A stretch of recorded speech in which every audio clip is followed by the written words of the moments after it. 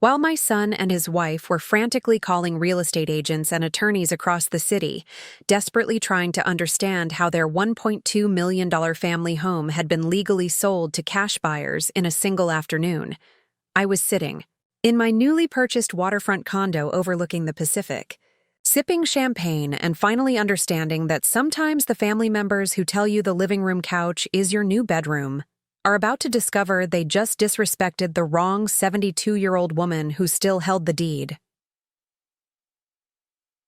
Before we begin, make sure to like and subscribe and tell me in the comments, have you ever been treated like a burden by family members who forgot that respect isn't optional, only to remind them exactly who holds the real power? Share your story below, because today you're going to learn that sometimes the family members who think a senior citizen should be grateful for a couch and a corner are about to find out they just underestimated someone with 5 decades of real estate experience and the legal authority to change their lives forever. This story is about the sweltering August evening when I realized that my own son, the child I'd raised as a single mother after my husband's death, put through college. With every penny I could earn, supported through his business failures and career struggles, and welcomed into the family home I'd spent 30 years paying off, had been systematically treating me like an unwelcome guest in my own house while positioning himself to inherit property he'd never contributed a single payment toward. When I discovered that the son I'd sacrificed everything for, invested my life savings in, and trusted with my most vulnerable moments, had been quietly treating me like a liability to be managed rather than a mother to be honored, all while enjoying free housing in the home I'd built through decades of hard work and financial sacrifice in California's brutal real estate market. My name is Dorothy Elena Vasquez, and at 72 years old, I thought I'd found the perfect solution for aging gracefully by welcoming my son Michael and his wife, Amanda, into my beautiful 4-bedroom home in Marin County, just 30 minutes north of San Francisco.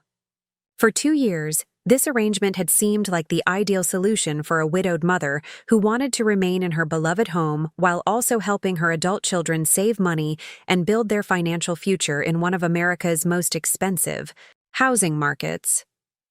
The home that had become the center of our family crisis had been my pride and joy for over 3 decades. A 2,800-square-foot craftsman-style house with panoramic bay views that I'd purchased in 1991 for $340,000 and had lovingly maintained and improved through years of careful financial planning and personal sacrifice. By 2024, similar homes in our neighborhood were selling for over $1.5 million, representing not just my largest financial asset, but also the embodiment of everything I'd worked for throughout my career in real estate development and property investment. What I hadn't understood was that my son Michael James Vasquez and his wife Amanda Claire Richardson had been viewing my generosity and my beautiful home not as evidence of my success and their good fortune, but as entitlements they could exploit while treating me with the kind of casual disrespect typically reserved for unwelcome houseguests, rather than the woman who owned every square inch of the property they were living in, rent-free. The Marin County home where I'd been living since Robert's death had become both my sanctuary and my strategic asset, though I hadn't realized the latter until much later. The 4-bedroom house on Hillside Drive had been chosen specifically for its investment potential and its proximity to San Francisco's booming tech economy, allowing me to build wealth while maintaining the kind of lifestyle that had made my retirement both comfortable and dignified. From my master bedroom suite, overlooking the bay and surrounded by decades of family photos and real estate investment documents, I'd been quietly managing a property portfolio worth over $2.8 million that represented not just my comfortable retirement, but also the financial legacy I'd been planning to leave for Michael and his future family, assuming they continued to show the respect and appreciation that any reasonable person would expect from adult children living rent-free in their mother's valuable home. But before you can understand how a 72-year-old woman could sell a family home in a single afternoon and completely restructure 2 adult children's lives forever, You need to know about the journey of professional excellence and personal determination that had made such decisive action both possible and inevitable. The path that had led me to that master bedroom, armed with real estate expertise that most people spent entire careers trying to develop, had begun 48 years earlier when I'd walked into Coldwell Banker as a 24-year-old recent graduate of UC Berkeley, desperate for work that would pay enough to support myself while I figured out how to navigate California's complex real estate market as a young woman in an industry dominated by men who often treated female agents as temporary curiosities rather than serious professionals. Real estate in 1976 had been a completely different world from the digital platforms and online marketing that dominated the industry today. Everything had been done with paper contracts, face-to-face negotiations, and the kind of relationship building that had made or broken careers based on your ability to understand local markets and connect with clients who were making the largest financial decisions of their lives. My family background had prepared me for the challenges of building a career in a competitive industry where success required both analytical intelligence and the ability to navigate complex interpersonal relationships. My parents, Carlos and Maria Elena Vasquez, had immigrated from Guadalajara, Mexico in 1948 with nothing but determination and an absolute commitment to ensuring their children would have opportunities they'd never experienced. Mija, my father, had told me throughout my childhood, in America, education and hard work can take you anywhere you're willing to go. But you must understand that people will sometimes underestimate you because you're a woman, because you're Latina, because you're young. Your job is to prove them wrong through excellence, not arguments. My mother had been equally influential in shaping my understanding of what was possible for a determined woman who refused to accept limitations imposed by other people's assumptions. She'd worked as a seamstress while also managing our household, finances with the kind of meticulous attention to detail that had kept our family financially stable despite the economic uncertainties that had characterized the 1950s and 1960s. Dorothy, my mother had told me during my high school years, never let anyone convince you that owning property is too complicated for a woman to understand. The families I know who have the most security and independence are those who own their homes, understand real estate values, and refuse to depend on other people for their housing security. The Vasquez household had been intellectually stimulating and financially disciplined in ways that had prepared me for the real estate career I would eventually build. Dinner conversations had regularly included discussions of neighborhood development, property values, construction quality, and the importance of building wealth through real estate ownership, rather than just paying rent to make other people wealthy. By age 16, I'd already been helping my parents analyze rental properties in our East Bay neighborhood, had developed sophisticated understanding of property maintenance and tenant relations, and had begun to understand that successful real estate investment required much more than just buying and selling houses. It required strategic thinking, market analysis, and deep knowledge of financing systems that most people never bothered to learn. My academic journey had begun at Berkeley High School, where I'd excelled in mathematics, business studies, and economics while also developing the organizational skills and attention to detail that would characterize my entire approach to professional responsibilities.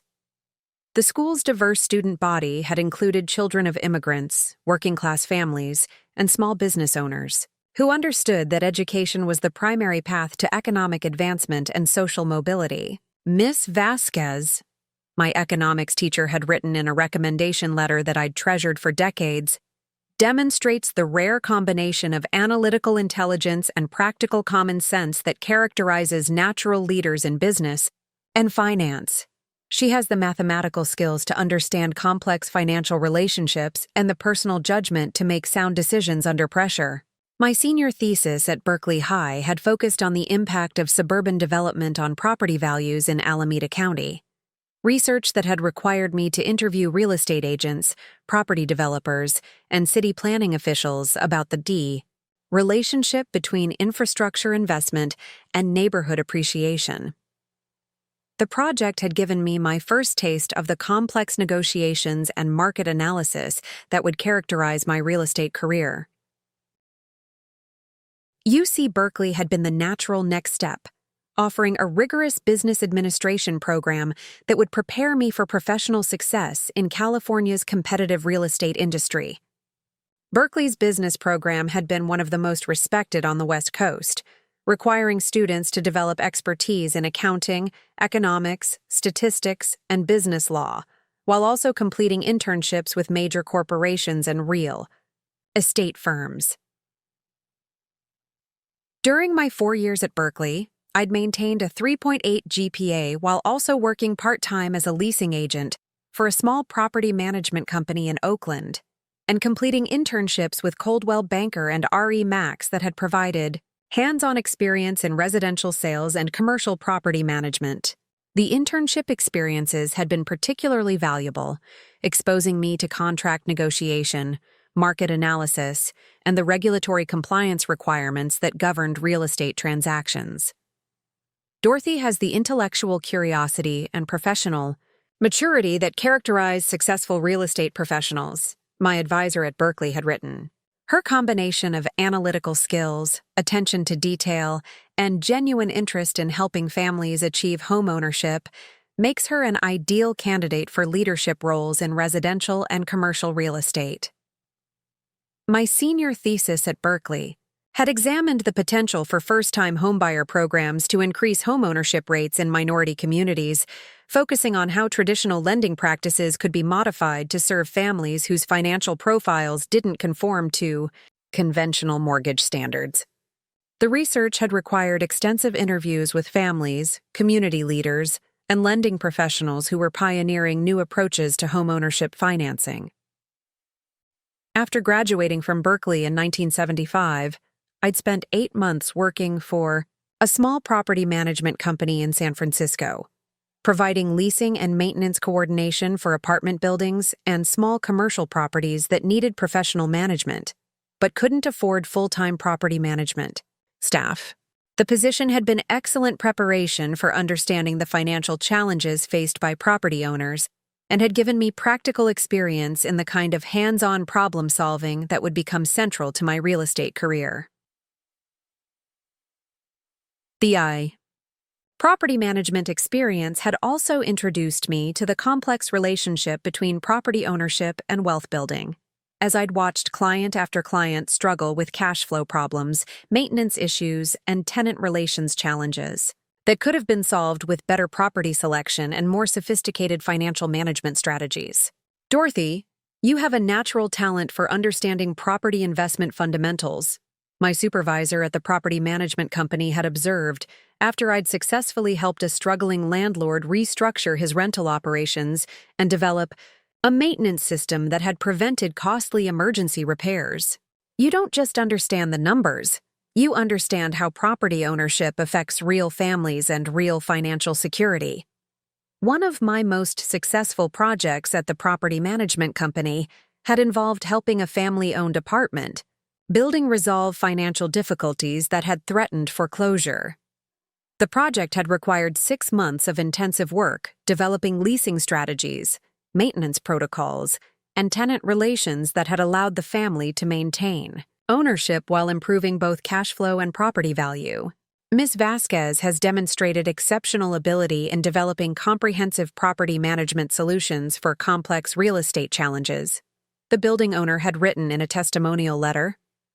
Her understanding of property finance, tenant relations, and building operations made it possible for us to save our family investment while learning the management skills necessary for long-term success.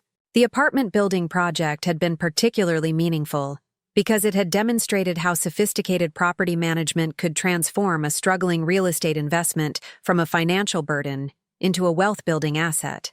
The family had gained not just better financial performance, but also the confidence and knowledge necessary to expand their real estate portfolio in ways that had improved their economic security for generations. It was during my time at the property management company that I'd first begun to understand the enormous gap between the real estate services that property owners needed and the real estate services that most agents and brokers were actually providing. Traditional real estate in the mid-1970s had been designed primarily for simple buy-and-sell transactions, with limited understanding of the unique challenges faced by investors, property developers, and families who were building wealth through real estate ownership rather than just seeking basic shelter.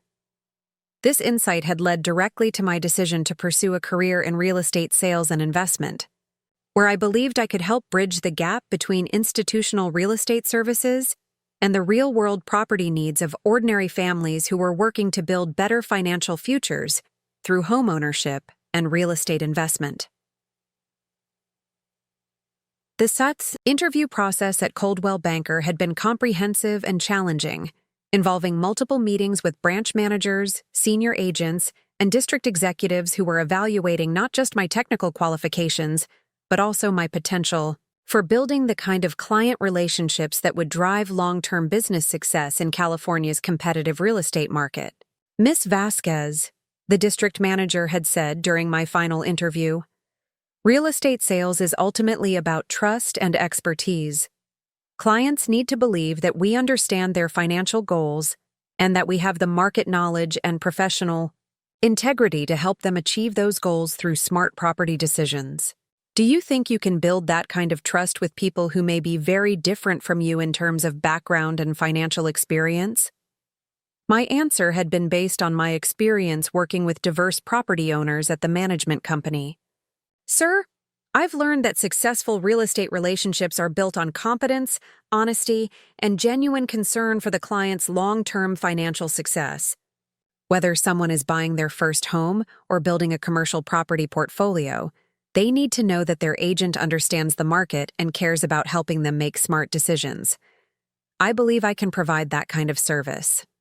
The starting position at Coldwell Banker had been as a junior sales associate in the Marin County office, earning minimal base salary plus commissions while learning the fundamental operations of residential real estate from client prospecting to contract negotiation to market analysis. But what had distinguished me from other entry-level agents had been my systematic approach to understanding not just how to sell properties, but why real estate markets worked the way they did, and how different types of properties could be used to help families achieve their specific financial goals.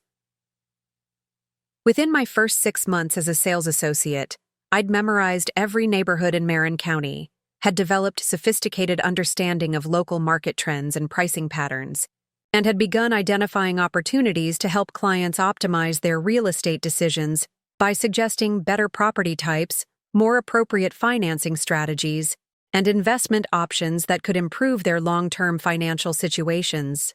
Dorothy processes transactions more efficiently and accurately than agents with years of experience, my branch manager had noted in my first performance review. But more importantly, she uses every client interaction as an opportunity to provide value-added analysis that strengthens client relationships and identifies additional business opportunities. The promotion to senior sales associate had come after 14 months, recognizing not just my technical competence, but also my ability to handle complex transactions, manage difficult negotiations, and provide the kind of market analysis and investment guidance that had distinguished our office's service quality in Marin County's competitive real estate market. As a senior sales associate, I'd been responsible for managing my own client relationships while also mentoring newer agents, ensuring compliance with all real estate regulations, and serving as the primary liaison between our office and the region's lending institutions, title companies, and property inspection services. The position had required both technical expertise and leadership skills that had prepared me for the management responsibilities I would assume throughout my career. The most challenging aspect of the senior associate position had been handling complex client situations that required both real estate expertise and financial counseling skills. Families dealing with divorce property settlements, estate sales, investment property analysis, and first-time homebuyer challenges had needed more than just transaction processing. They'd needed knowledgeable advice, creative solutions, and the kind of personalized attention that had distinguished Coldwell Banker from larger, more impersonal real estate companies. Mrs. Vasquez has an exceptional ability to understand complex client real estate situations and develop solutions that address both immediate needs and long-term financial goals, a client service evaluation had noted. Her combination of market knowledge and genuine empathy makes her uniquely effective in handling sensitive property transactions. One of my most memorable client successes as a senior associate had involved helping a young couple purchase their first home, despite credit challenges and limited down payment resources. The situation had required 3 months of research, coordination with specialized lenders, and negotiations with sellers to develop a purchase strategy that had allowed them to achieve homeownership while building equity in a rapidly appreciating neighborhood. Dorothy Vasquez made our homeownership dreams possible when other agents told us it was hopeless, the couple had written in a letter to my branch manager. She didn't just show us properties, she took the time to understand our financial situation and worked with us to find creative solutions that other agents had told us were impossible. Her expertise and dedication made all the difference in our lives. The transition from senior associate to investment specialist had come in 1982, representing my first move into the commercial and investment property roles that would define the rest of my career. Investment property sales at Coldwell Banker had meant serving as the primary contact for the firm's most sophisticated clients, including property developers, business owners, and wealthy individuals who required expertise in commercial real estate, multifamily properties, and complex investment strategies. As an investment specialist, I'd been responsible for managing relationships with approximately 75 high-net-worth clients, including small business owners, medical professionals, and entrepreneurs who required sophisticated real estate services and personalized market analysis. The role had involved everything from basic property acquisition to complex development projects to investment advisory services that had required advanced knowledge of real estate finance and tax planning strategies. The investment specialist position had also been my introduction to commercial real estate development, as many of my assigned clients had been business owners who needed properties that went far beyond simple office or retail space. Managing relationships with restaurants, medical practices, technology companies, and small manufacturers had required understanding of business real estate needs, zoning regulations, and the unique property requirements of different industries. Dorothy has developed expertise in commercial real estate that typically takes years to acquire, my supervisor had written in a 1985 performance review. Her ability to analyze business property needs and recommend appropriate real estate solutions has made her one of our most valuable investment specialists. By 1988, I'd been handling increasingly complex commercial development projects and had begun to specialize in the kind of mixed-use development and property investment consulting that would become my primary area of expertise. The combination of technical real estate knowledge and genuine understanding of business operations had made me particularly effective in helping entrepreneurs acquire properties, plan expansions, and structure their real estate investments for both immediate needs and long-term wealth building.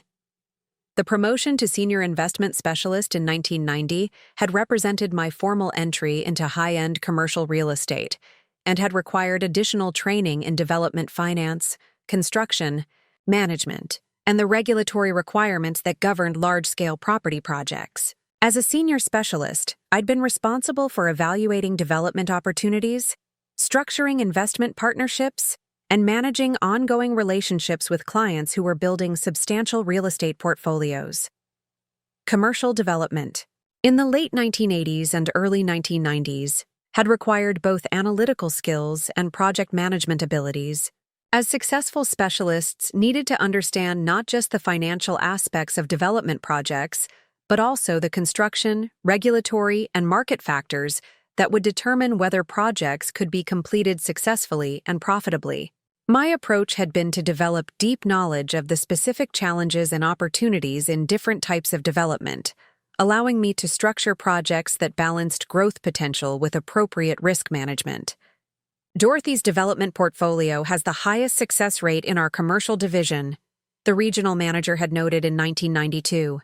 Her thorough market analysis and ongoing project management ensure that our development clients receive appropriate guidance while maintaining excellent project completion and profitability performance. One of my most successful development relationships had been with a family-owned construction company that had needed guidance to expand from residential remodeling to commercial property development.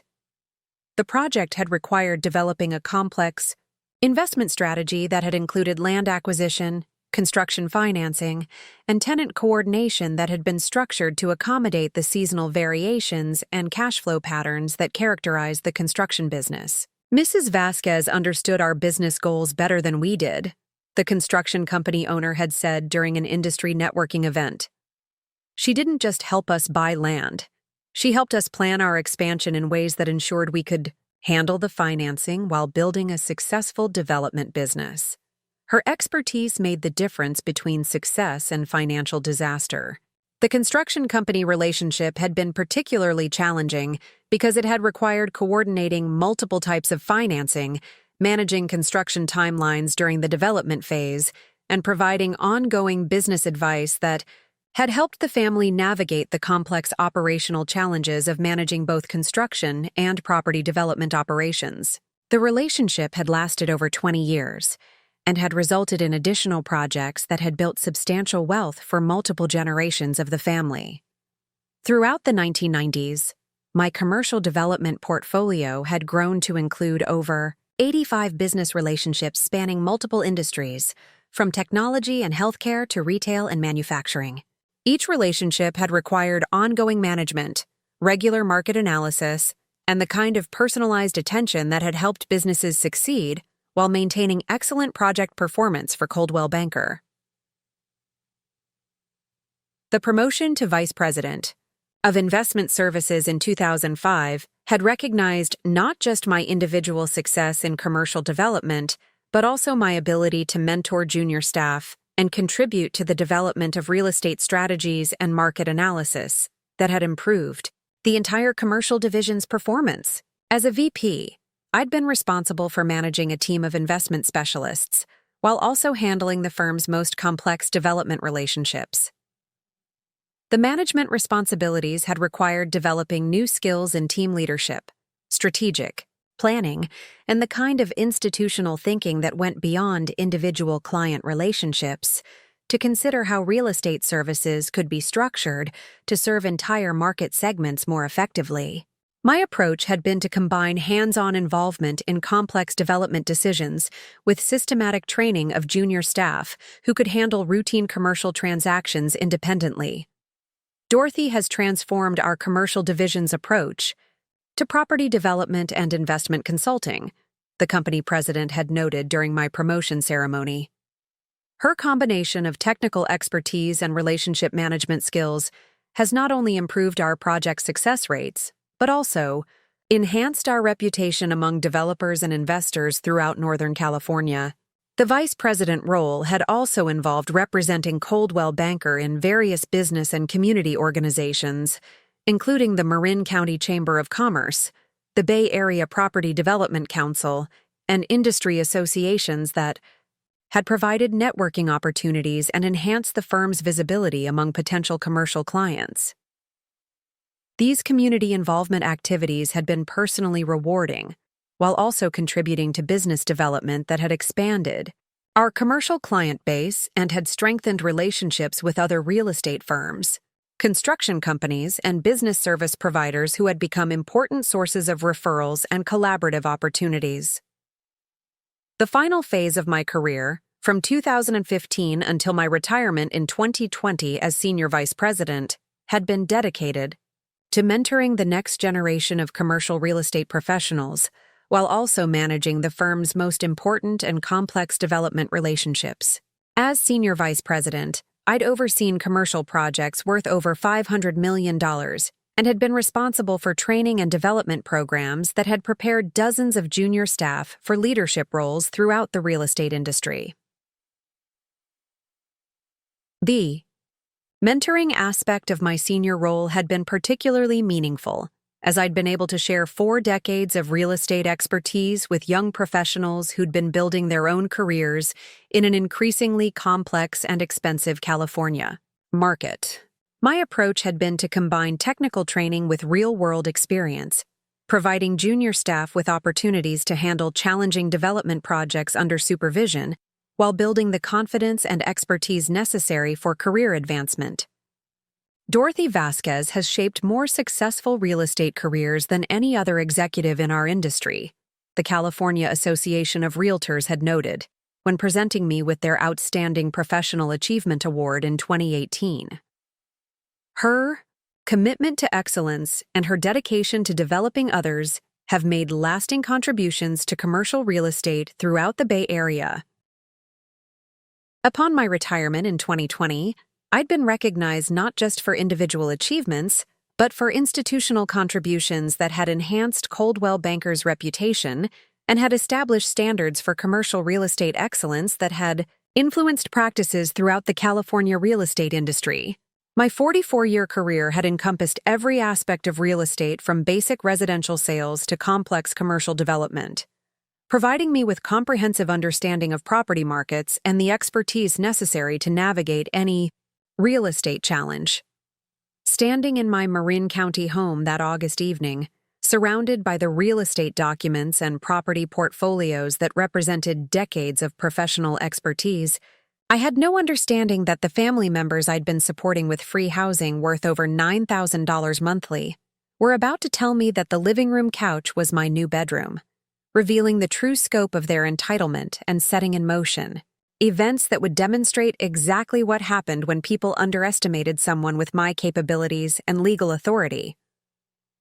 The real estate expertise, professional relationships, property ownership, and personal determination that Michael and Amanda were taking for granted were actually going to become the foundation for teaching them the most expensive lesson of their lives about respecting the people who'd invested everything in making their comfortable lifestyle possible. But before that devastating confrontation in my own living room, there had been 2 years of what I'd thought was successful family cooperation and mutual benefit. Understanding how a loving arrangement had deteriorated into exploitation and disrespect requires knowing about the golden period when Michael and Amanda had seemed genuinely grateful for my generosity and had appeared committed to building a respectful, sustainable family living situation that honored both my property ownership and their need for affordable housing in one of America's most expensive regions. The foundation they'd been taking for granted, my real estate expertise, my property ownership, my decades of professional relationships, and my absolute commitment to family success, was actually going to become the platform from which I would launch the most comprehensive real estate lesson they'd ever receive about respecting the people who'd made their dreams of Bay Area living possible without crushing debt or financial stress. What Michael and Amanda hadn't anticipated was that their plan to treat me as an inconvenient roommate in my own home had one fatal flaw. I was actually the person who owned the property. They'd been living in understood California real estate law better than they did, and possessed the professional knowledge necessary to restructure their entire housing situation in ways they'd never see coming. Standing in my Marin County home that August morning, reviewing the increasingly concerning patterns in Michael and Amanda's behavior toward me and my property, I couldn't help but remember how different my life might have been if I'd made different choices about family, sacrifice, and the price of putting your child's dreams ahead of your own security.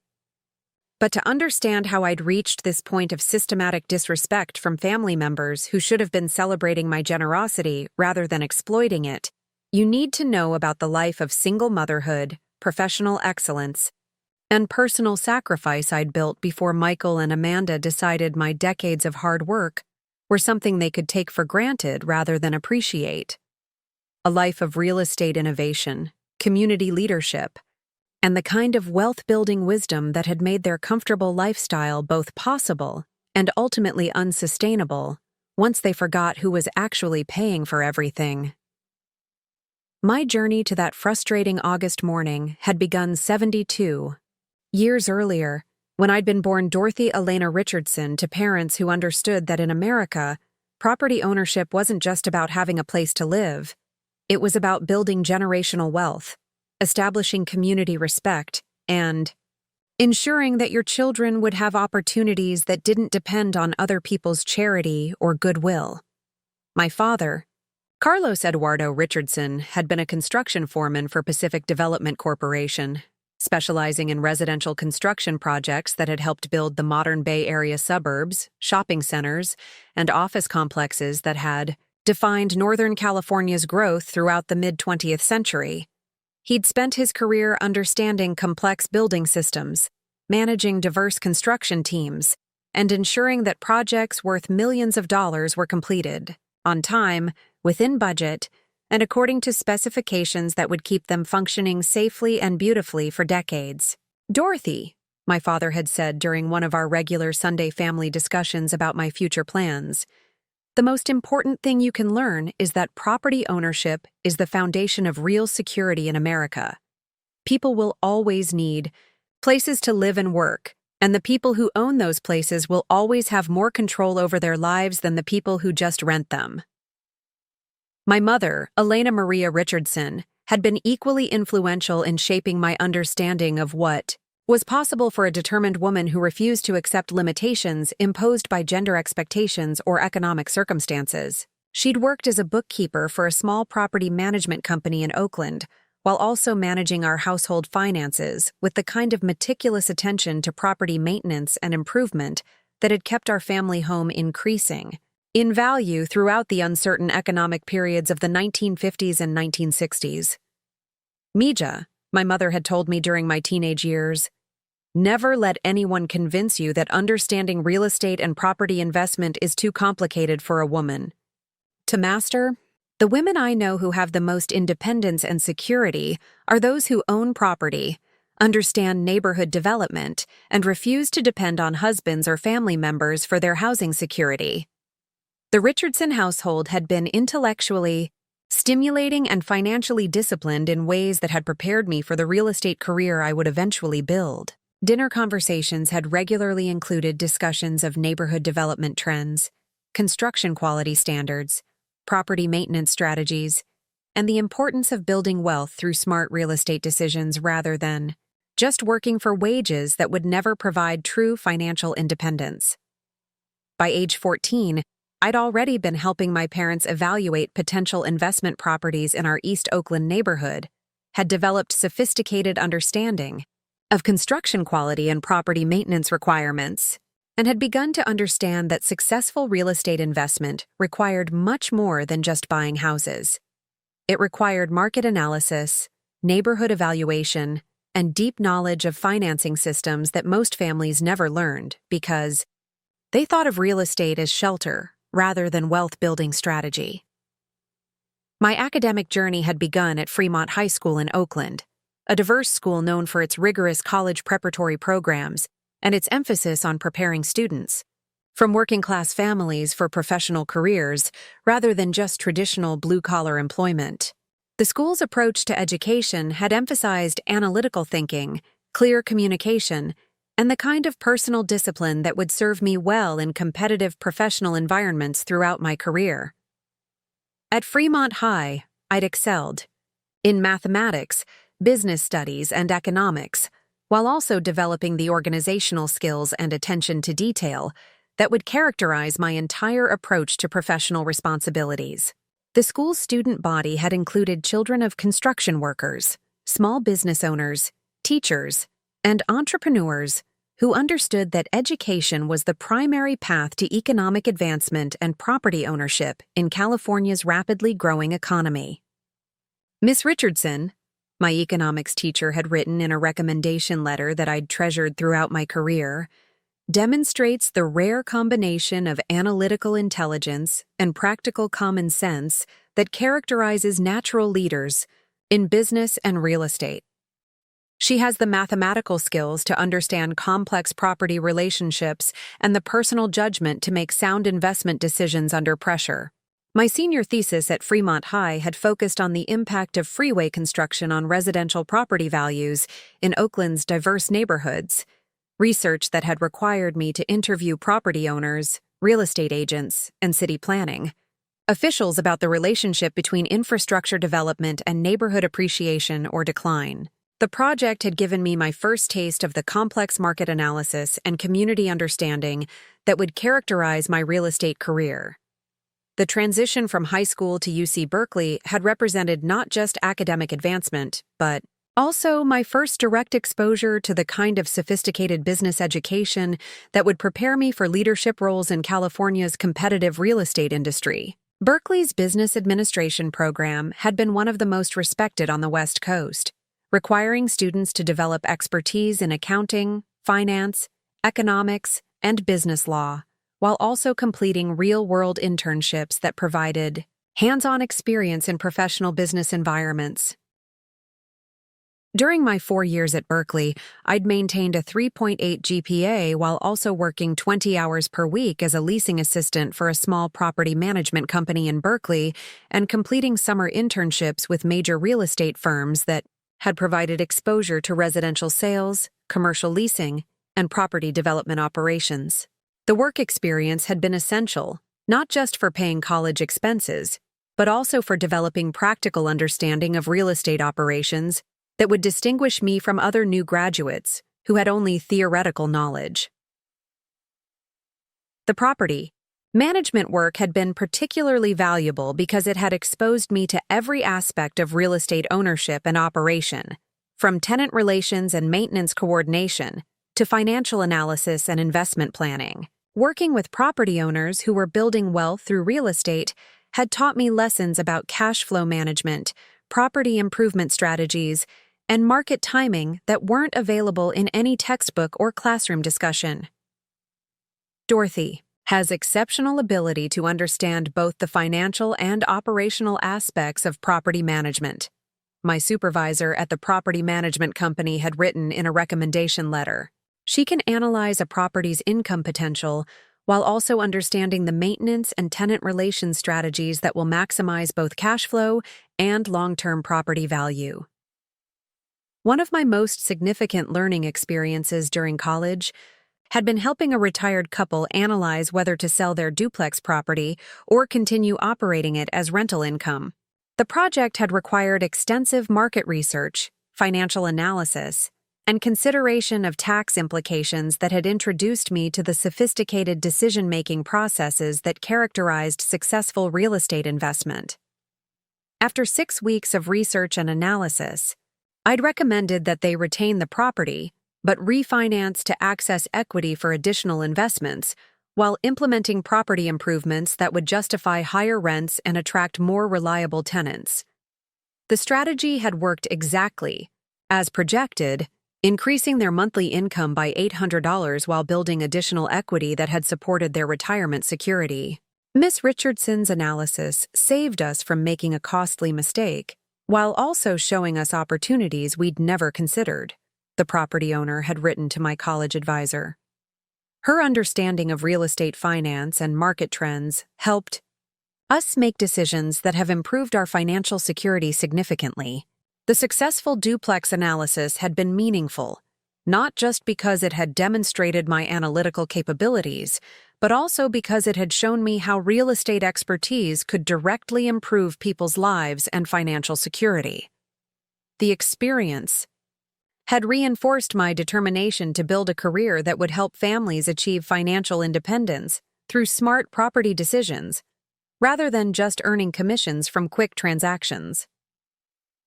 After graduating from Berkeley in 1975 with honors in business administration, I'd faced the challenge of breaking into California's competitive real estate industry as a young Latina woman in a field dominated by older white men who often questioned whether women had the analytical capabilities and negotiation skills necessary for success in complex property transactions.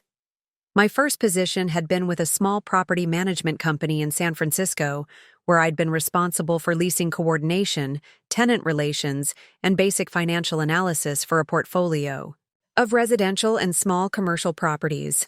The work had been demanding and often frustrating, requiring long hours and constant attention to detail while providing relatively modest compensation and limited opportunities for advancement. But the property management experience had also been invaluable preparation for understanding the real estate industry from the ground up. Managing relationships with tenants, property owners, maintenance contractors, and city officials had taught me lessons about communication, problem-solving, and financial management that would serve me throughout my career in ways that direct entry into real estate sales could never have provided. One of my most challenging early projects had been resolving a complex dispute between a property owner and tenants who were claiming that deferred maintenance had made their apartment uninhabitable. The situation had required weeks of research into housing regulations, coordination with building inspectors, and negotiation with all parties to develop a solution that had addressed legitimate safety concerns while also protecting the property owner's investment. Dorothy's handling of this tenant dispute demonstrated exceptional problem-solving abilities and professional maturity, my supervisor had noted in my performance review. She was able to navigate complex legal and financial issues while maintaining positive relationships with all parties involved. Her approach turned a potential lawsuit into a successful resolution that satisfied everyone. The tenant dispute resolution had been significant because it had taught me that successful real estate professionals needed to understand much more than just property values and transaction procedures. They needed to understand housing law, construction standards, financing regulations, and the complex interpersonal dynamics that characterized property ownership and management in California's diverse communities. After 18 months in property management, I'd been recruited by Coldwell Banker based on my demonstrated competence and my supervisor's strong recommendation. The transition to real estate sales had represented both a career advancement and a significant risk, as success would depend entirely on my ability to build client relationships and generate transactions in Marin County's competitive residential market. The initial months at Coldwell Banker had been challenging and financially stressful, as I'd worked to establish client relationships while learning the complex procedures and market knowledge necessary for success in residential real estate sales. The transition from steady salary to commission-based income had required careful financial management and the kind of persistence that many new agents couldn't sustain during the difficult early period of career development.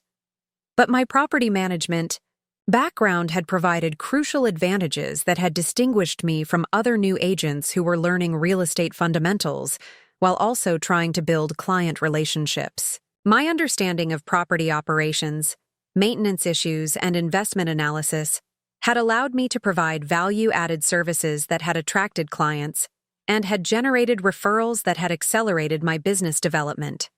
Within 6 months at Coldwell Banker, I'd closed my first major transaction, a $185,000 single-family home purchase for a young family who had been struggling to find an agent who understood their financial constraints and neighborhood preferences.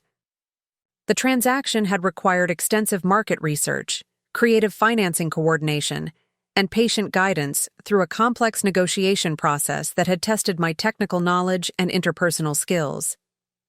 Dorothy made our home buying experience both educational and successful, the clients had written in a testimonial letter. She didn't just show us properties. She helped us understand neighborhood trends, property values, and financing options that other agents had never explained. Her expertise made it possible for us to make a confident decision about the largest purchase of our lives. The successful first transaction had provided both financial relief and professional confidence that had encouraged me to pursue more challenging client relationships and complex property transactions. Over the following months, I'd begun to specialize in working with first-time home buyers and young families who needed extensive education and support throughout the home buying process. The specialization in first-time buyer services had been both personally rewarding and professionally advantageous, as it had allowed me to develop expertise in financing programs, home buyer education, and the kind of patient guidance that had distinguished my services from agents who focused primarily on quick transactions with experienced buyers. The approach had also generated substantial referral business, as satisfied clients had recommended my services to friends and family members who were facing similar home buying challenges. By my second year at Coldwell Banker, I'd been consistently ranking among the top 10 agents in our Marin County office, handling over 30 transactions annually, and developing a reputation for expertise in both residential sales and investment property analysis. The success had been gratifying both financially and professionally, providing the kind of career momentum that had encouraged me to pursue advanced training and market specialization. The decision to focus on investment property sales had been strategic, based on my recognition that Marin County's proximity to San Francisco and its limited developable land would make it an attractive market for both residential appreciation and rental property investment. The specialization had required additional education in property analysis, financing strategies, and tax implications that had distinguished me from agents who handled only basic residential transactions. Investment property specialization had also introduced me to more sophisticated clients who were building wealth through real estate rather than just seeking basic shelter. Working with doctors, attorneys, business owners, and other professionals who were using real estate as part of comprehensive wealth-building strategies had expanded my understanding of how property ownership could be integrated with overall financial planning and tax management. One of my most significant early investment clients had been Dr. Patricia Martinez, a pediatrician who had wanted to purchase rental properties that would provide retirement income while also serving families in underserved communities. The project had required extensive market research to identify neighborhoods with strong appreciation potential and affordable purchase prices that would support both social impact and financial returns.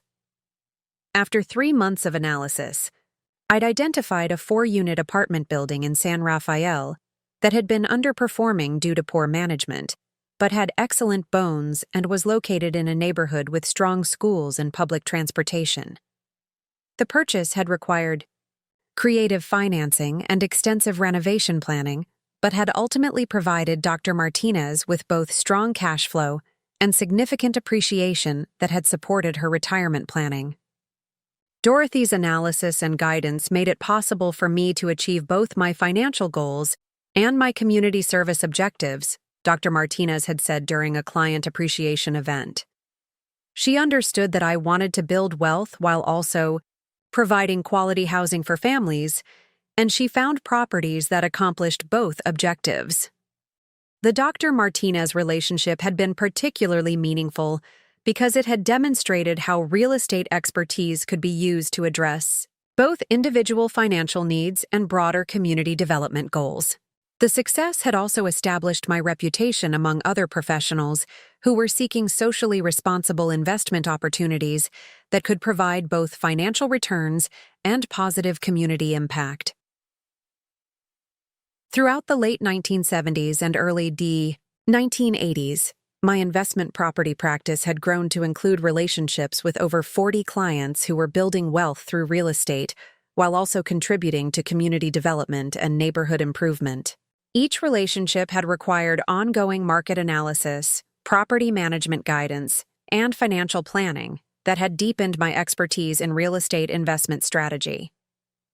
The investment specialization had also led to opportunities for commercial property transactions and small-scale development projects that had expanded my understanding of zoning regulations, construction management, and the complex approval processes that governed real estate development in Marin County's environmentally sensitive and politically sophisticated communities.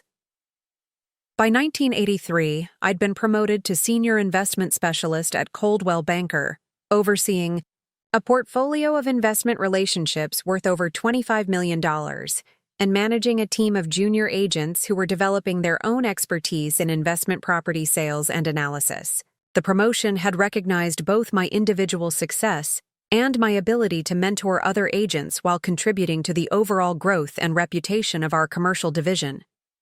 The senior specialist role had required developing management skills and strategic thinking that went beyond individual client relationships to consider how investment property services could be structured to serve different market segments and community development objectives.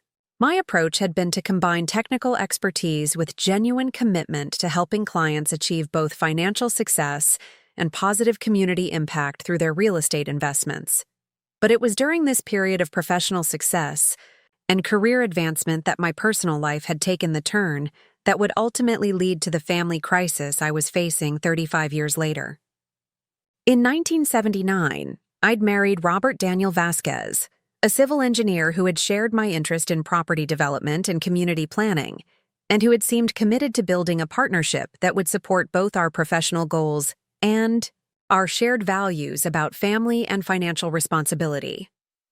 Robert had been working for the Marin County Planning Department, specializing in infrastructure development and environmental impact analysis for residential and commercial projects. His technical expertise had complemented my real estate knowledge in ways that had enhanced both our careers and had provided opportunities for collaborative projects that had benefited both our professional development and our growing property investment portfolio. Dorothy and Robert are the kind of couple who understand that real estate development should benefit entire communities rather than just individual investors. One of our colleagues had observed during a professional networking event.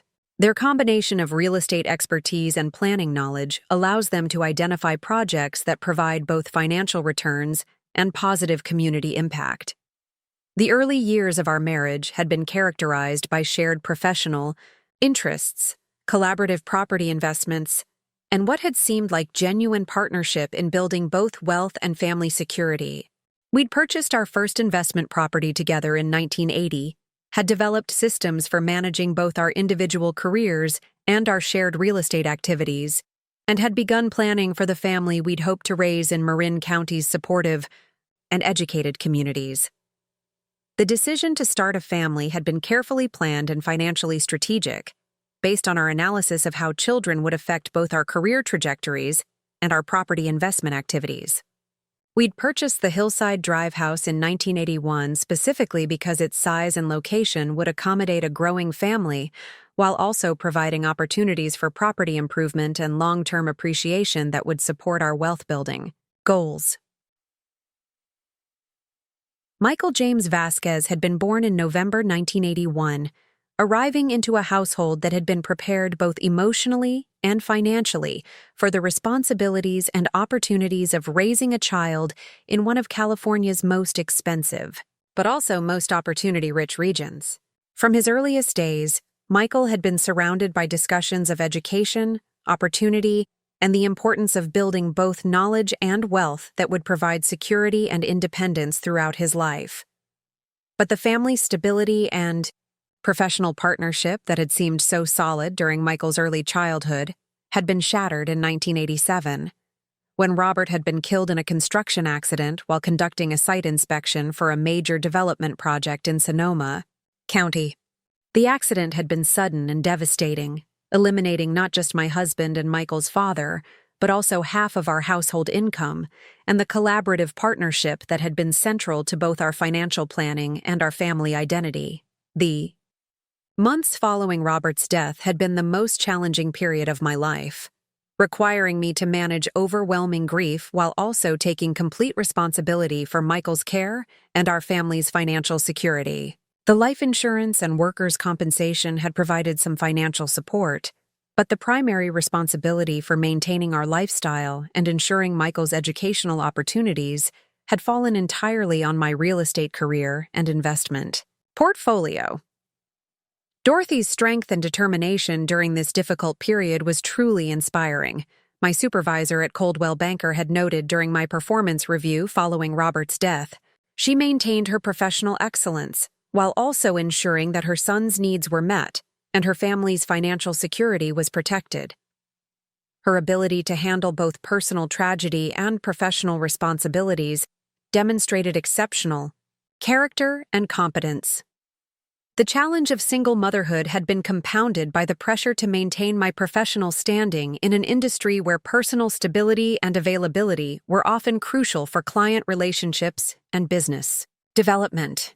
Managing Michael's childcare, school involvement, and extracurricular activities while also maintaining the travel and flexible scheduling required for real estate success had required careful organization and the kind of personal sacrifice that many people never fully understand or appreciate. But I'd been determined that Robert's death wouldn't limit Michael's opportunities or prevent him from accessing the educational and social advantages that had motivated our decision to live in Marin County.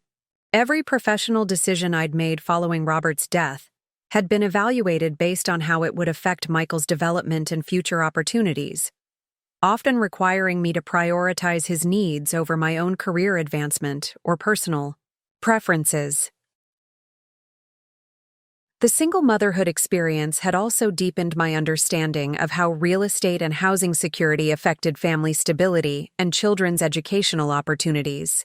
Working with other single mothers who were struggling with housing costs and location decisions had made me acutely aware of how property ownership and neighborhood selection could either support or undermine family success in California's expensive and competitive environment.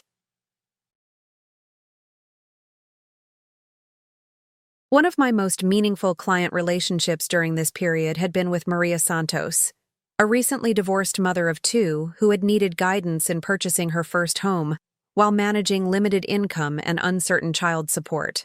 The situation had required extensive research into financing programs, neighborhood analysis, and long-term financial planning that had allowed her to achieve homeownership while maintaining financial stability. Dorothy understood exactly what I was facing as a single mother trying to provide security for my children, Maria had written in a testimonial letter. She didn't just help me buy a house, she helped me understand how homeownership could provide both immediate stability and long-term financial security for our family. Her guidance changed our lives. The Maria Santos relationship had been particularly meaningful because it had demonstrated how real estate expertise could directly address the challenges faced by single mothers who were building new lives while protecting their children's opportunities and security. The success had also reinforced my commitment to using my professional knowledge to help families navigate housing decisions that would support their long-term success and stability. Throughout Michael's elementary and middle school years, I'd maintained my professional excellence while also ensuring that he had access to tutoring, sports programs, music lessons, and all the educational enrichment activities that would prepare him for academic success and college admission. The balancing act had required careful time management and financial discipline, but I'd been determined that single motherhood wouldn't limit his opportunities or preparation for adult success. The financial pressure of supporting Michael's education and activities while also maintaining our Marin County lifestyle had motivated me to pursue increasingly sophisticated real estate transactions and investment opportunities. By the late 1980s, I'd been handling commercial development projects, multi-million-dollar residential sales, and complex investment analysis that had positioned me among the top real estate professionals in Northern California. The professional success had been personally satisfying while also providing the financial resources necessary to support Michael's participation in competitive academic programs, sports teams, and summer educational experiences that had distinguished his preparation for college admission. Every commission and every successful transaction had been evaluated based on how it would contribute to Michael's opportunities and future success.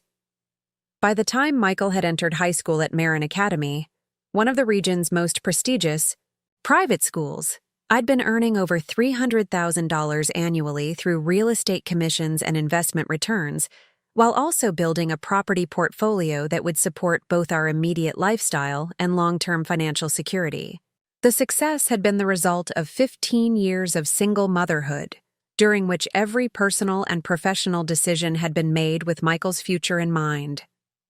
Michael is fortunate to have a mother who has provided both financial support and personal guidance throughout his educational development, his high school college counselor had noted during our senior year planning meetings.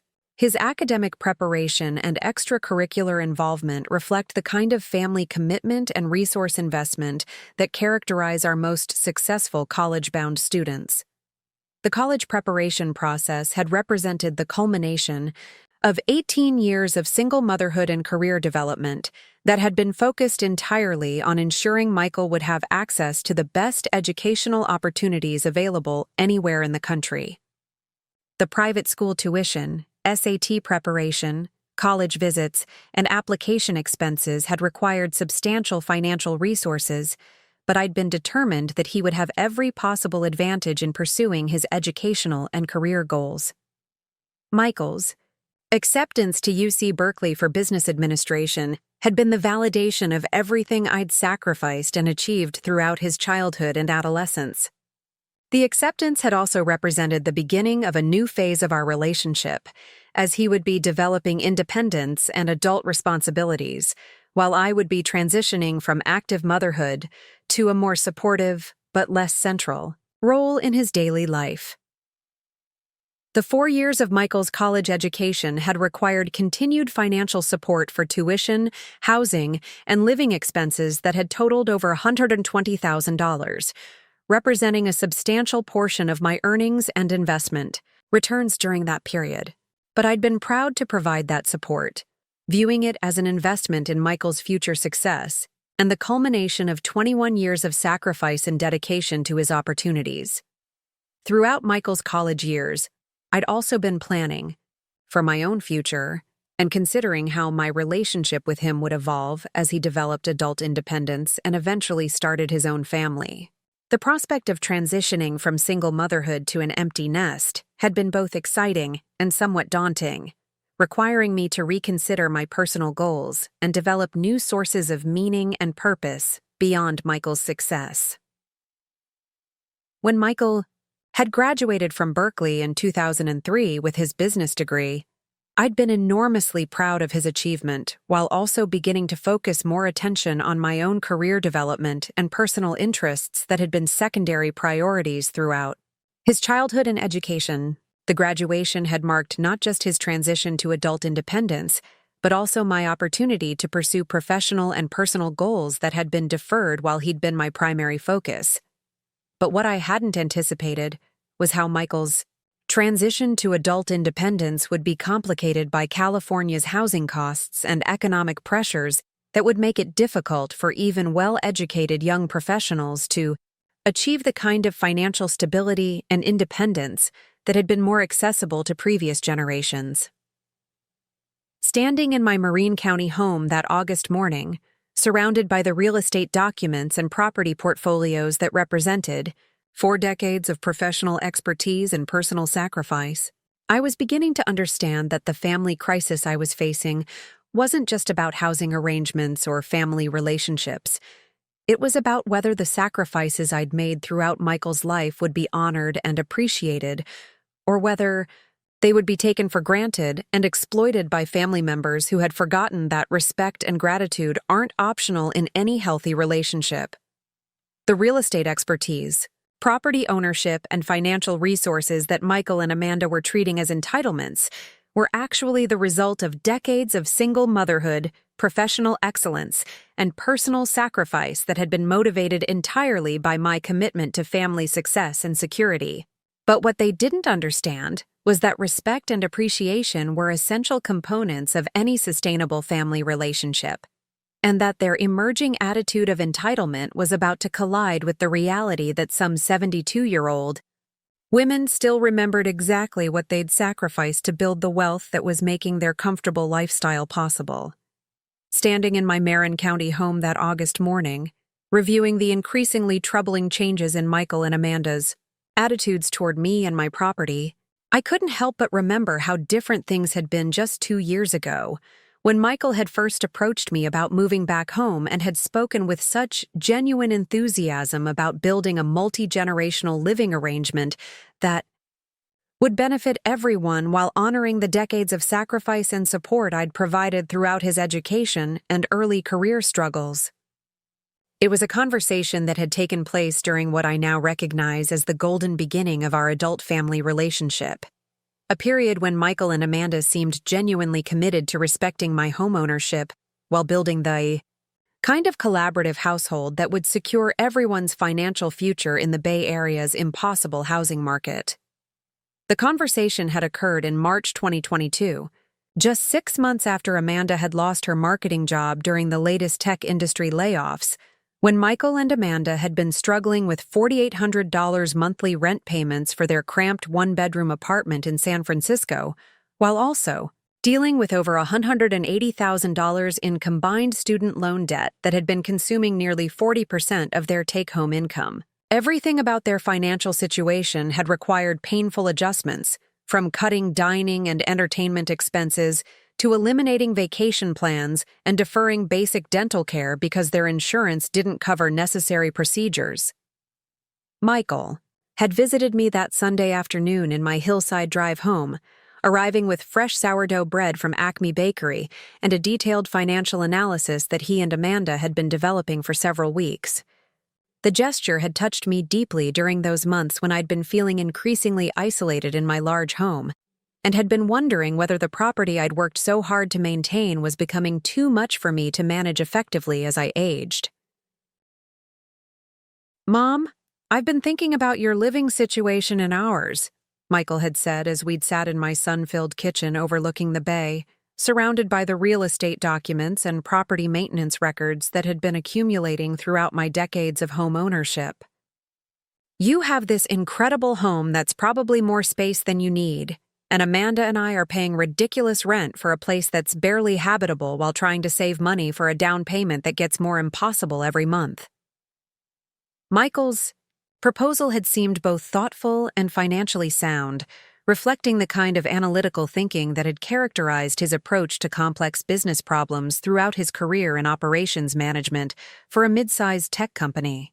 He'd clearly spent considerable time researching multi-generational housing arrangements and had developed a comprehensive plan that would address multiple challenges we were all facing in California's increasingly expensive and competitive housing market. "I know you've been thinking about property maintenance and whether this house might be becoming burdensome as you get older," Michael had continued, spreading out financial projections and housing market data that demonstrated the thoroughness of their preparation. "What if we created a living arrangement that would help you maintain the property while also allowing Amanda and me to save money and build equity instead of just paying rent to make some landlord wealthy?" The proposal he'd outlined had seemed like the perfect solution to multiple problems we'd all been facing individually. Rather than continuing to manage our housing situations separately while missing opportunities for collaboration and mutual support, we could create an integrated household that would leverage my property ownership while providing practical assistance and companionship that would enhance everyone's quality of life. "Amanda and I have been discussing this extensively," Michael had explained, producing detailed budgets and household management plans that demonstrated genuine commitment to making such an arrangement work successfully. "We think a multi-generational arrangement would allow us to contribute to property maintenance and improvements, while also providing you with companionship and assistance with household management that might become more important as you age."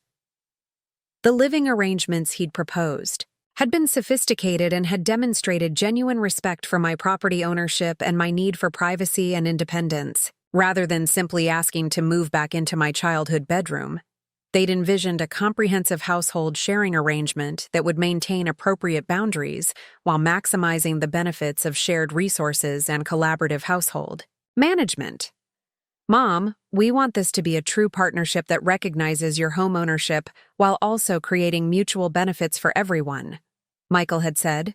"You'd maintain complete authority over all property decisions and household policies, but Amanda and I would contribute to expenses, maintenance, and household management in ways that would make your life easier while allowing us to build savings instead of paying rent."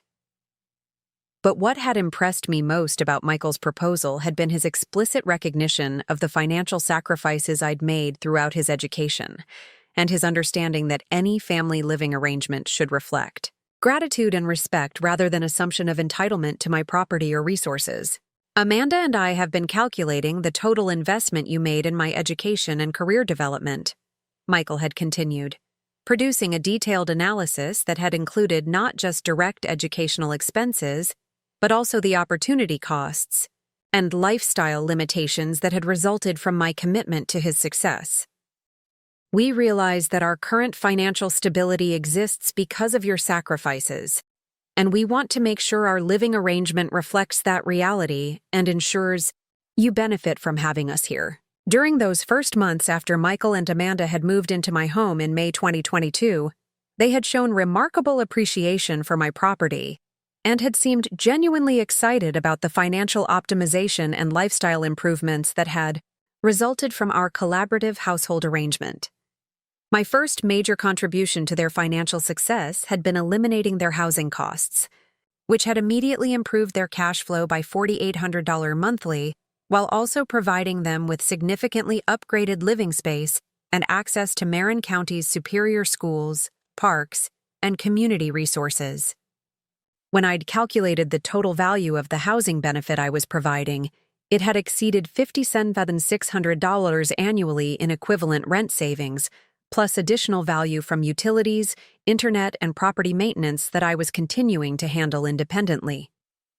"Mom, I can't believe the difference this arrangement has made in just 2 months," Michael had said enthusiastically when we'd reviewed their financial improvement after their first quarter living in my home. "The rent savings alone have allowed us to increase our student loan payments by $2,800 monthly, and we're actually building an emergency fund for the first time since college." Michael's genuine excitement about the financial improvements I'd been able to provide had been deeply gratifying, reflecting the kind of appreciation and recognition that had made me feel valued and respected rather than taken for granted or exploited. Amanda had been equally appreciative of my contributions, expressing amazement at the lifestyle upgrade and financial flexibility that had resulted from living in my carefully maintained and beautifully appointed home rather than their cramped San Francisco apartment with outdated appliances and minimal natural light. "Dorothy, your home is so beautiful and peaceful compared to what we were dealing with in the city," Amanda had said as we'd worked together in my spacious kitchen preparing dinner for Michael's birthday celebration. "I had no idea that living in Marin County could be so much more relaxing and affordable than city living. You're essentially giving us a lifestyle upgrade while also helping us save money." Amanda's recognition of both the financial and lifestyle benefits I was providing had been important validation, especially since her background in marketing had given her credibility in assessing value propositions and cost-benefit analysis. The success of our initial living arrangement had encouraged Michael and Amanda to request increasingly comprehensive support and guidance, and I'd gladly expanded my involvement to include household management, property maintenance coordination, and local area expertise that had required my decades of Marin County residency and community connections. My second major contribution had been sharing my knowledge of local resources, services, and community connections that had enhanced their quality of life, while also reducing their expenses for everything from household services to healthcare providers. Having lived in Marin County for over 30 years, I'd developed relationships with contractors, service providers, and local businesses that provided both higher quality services and preferential pricing that weren't available to newcomers. "Dorothy, your recommendations for local services have been incredible," Amanda had reported after we'd arranged for landscaping, house cleaning, and home maintenance services through contractors I'd been working with for years. "These providers are not only more reliable than what we were finding on our own, but they're also giving us better pricing because of your long-term relationships with them." The local area expertise had been particularly valuable because it had allowed Michael and Amanda to quickly integrate into Marin County's community resources and social networks in ways that would have taken years to develop independently. My introductions had connected them with hiking groups, community organizations, and professional networking opportunities that had enhanced both their personal satisfaction and their career development prospects. My third major contribution had been providing ongoing household management and property maintenance oversight that had allowed Michael and Amanda to focus entirely on their demanding careers, without having to worry about the complex logistics of maintaining a large property in an expensive area with strict maintenance standards and homeowners association requirements. "Mom, having you handle all the property management details has been transformative for our work-life balance," Michael had told me during one of our regular family dinners. Amanda and I can focus completely on our jobs and career development because we know that everything related to the house is being handled expertly by someone who really understands property maintenance and local regulations. The property management responsibilities had included coordinating seasonal maintenance, managing relationships with contractors and service providers, handling homeowners association communications, and ensuring that all property improvements and repairs were completed according to Marin County's environmental and aesthetic standards. The work had typically required 10 to 15 hours weekly, but it had been work I genuinely enjoyed and had considered my primary contribution to our successful household collaboration. During this golden period of our living arrangement, Michael and Amanda had consistently expressed gratitude for my contributions while also demonstrating respect for my property ownership and my decision-making authority regarding all household policies and management decisions. Mom, this living arrangement has been successful beyond anything I imagined when we started discussing it, Michael had said during our 6-month review meeting.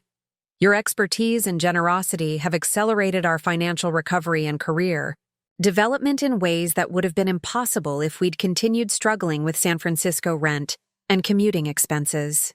The 6-month review had been a celebration of mutual success and shared accomplishment that had reinforced everyone's commitment to continued collaboration and respect. Michael and Amanda had expressed genuine gratitude for my contributions, while also acknowledging that their own compliance with household policies and their respectful attitude toward my property had been essential for achieving our collective success. Dorothy, this partnership has been transformative for our entire family, Amanda had said during the review celebration. Your guidance has helped us optimize our finances while also teaching us about property management and community involvement that we never would have learned living in rental apartments. But more importantly, living with you has strengthened our family relationships in ways that have made us better people. The family relationship enhancement had been an unexpected but deeply meaningful benefit of our living arrangement. Rather than creating stress or conflict, our collaborative household management had provided regular opportunities for positive interaction, shared problem-solving, and mutual appreciation that had enriched our family dynamics in ways that had extended far beyond financial benefits. During this golden period, our family dinners had become regular celebrations of shared household success and collaborative planning that had included sophisticated conversations about property improvement strategies, local community development, and long-term financial planning that had demonstrated the intellectual engagement and mutual respect that had characterized our relationship at its peak. I love our family planning discussions, Amanda had said during one particularly successful household meeting. They combine Dorothy's decades of real estate expertise with our contemporary perspectives in ways that make household management both effective and personally meaningful. Having these conversations has made Michael and me much better at financial planning, while also strengthening our family connections. The mutual satisfaction with our household collaboration had seemed genuine and sustainable, providing the foundation for long-term family success that would support everyone's individual goals while maintaining strong collaborative relationships and shared commitment to property maintenance and community involvement.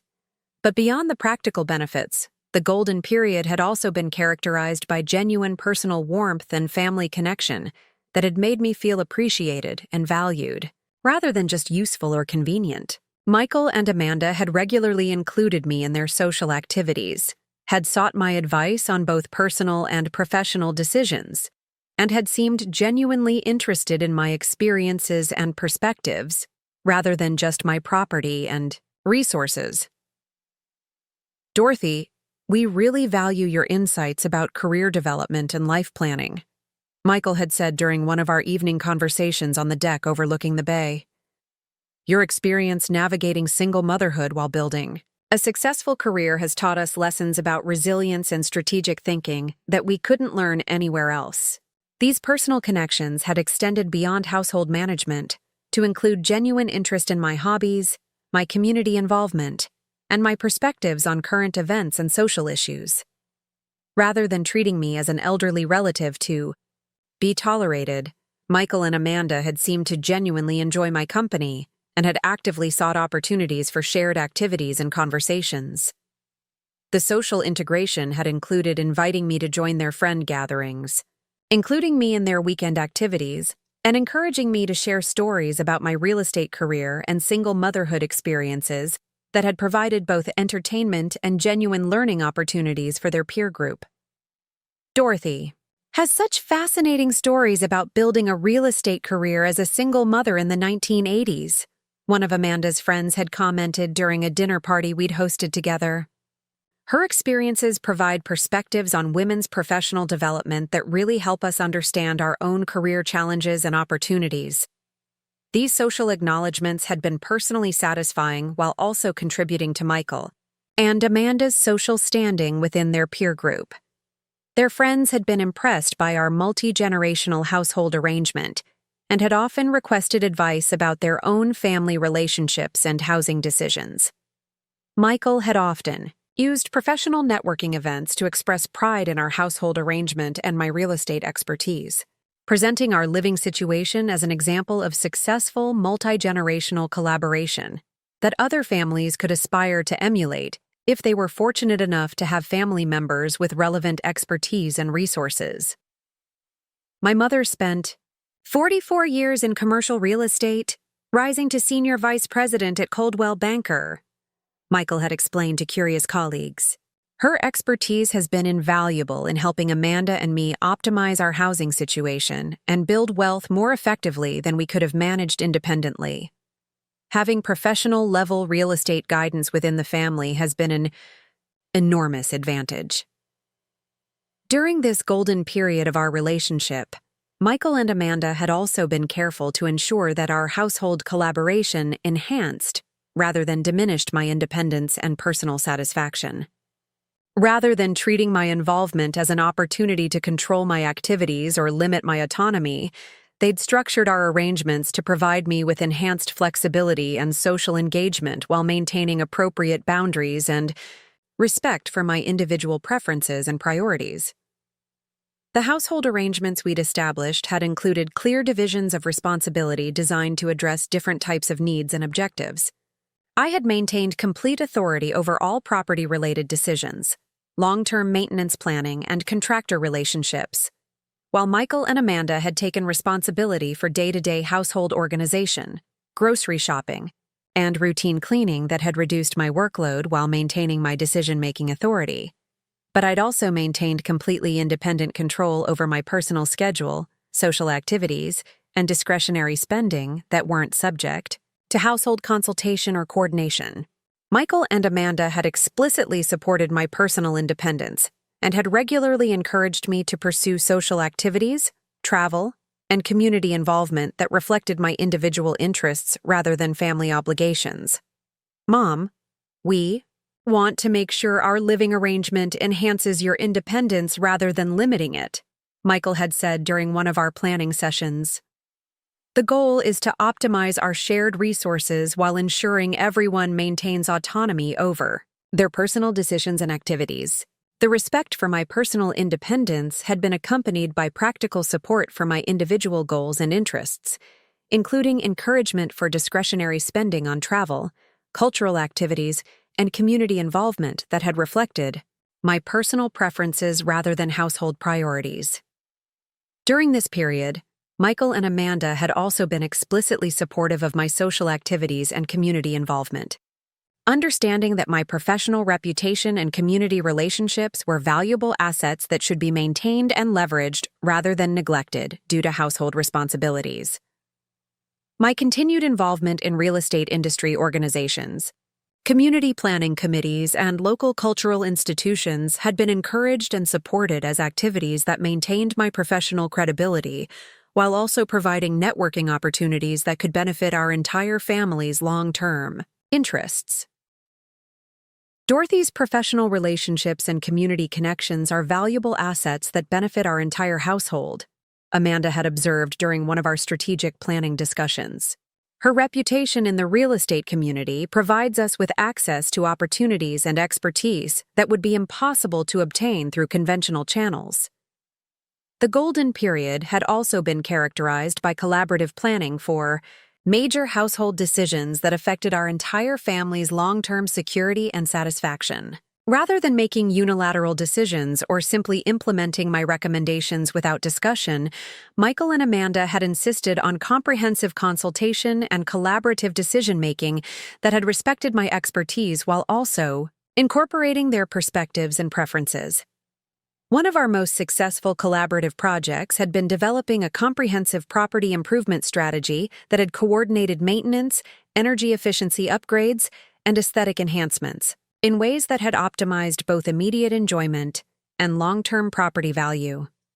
The project had required extensive research into improvement options, cost-benefit analysis, and consideration of both immediate lifestyle benefits and long-term investment returns. Mom, your expertise in property development and improvement planning is helping us build long-term value that will benefit our entire family, Michael had said during our improvement planning discussions. The strategies you're developing will ensure that this property continues to appreciate while also providing us with enhanced lifestyle benefits and reduced operating costs. The property improvement project had been particularly meaningful because it had demonstrated Michael and Amanda's commitment to long-term household success rather than just immediate cost savings.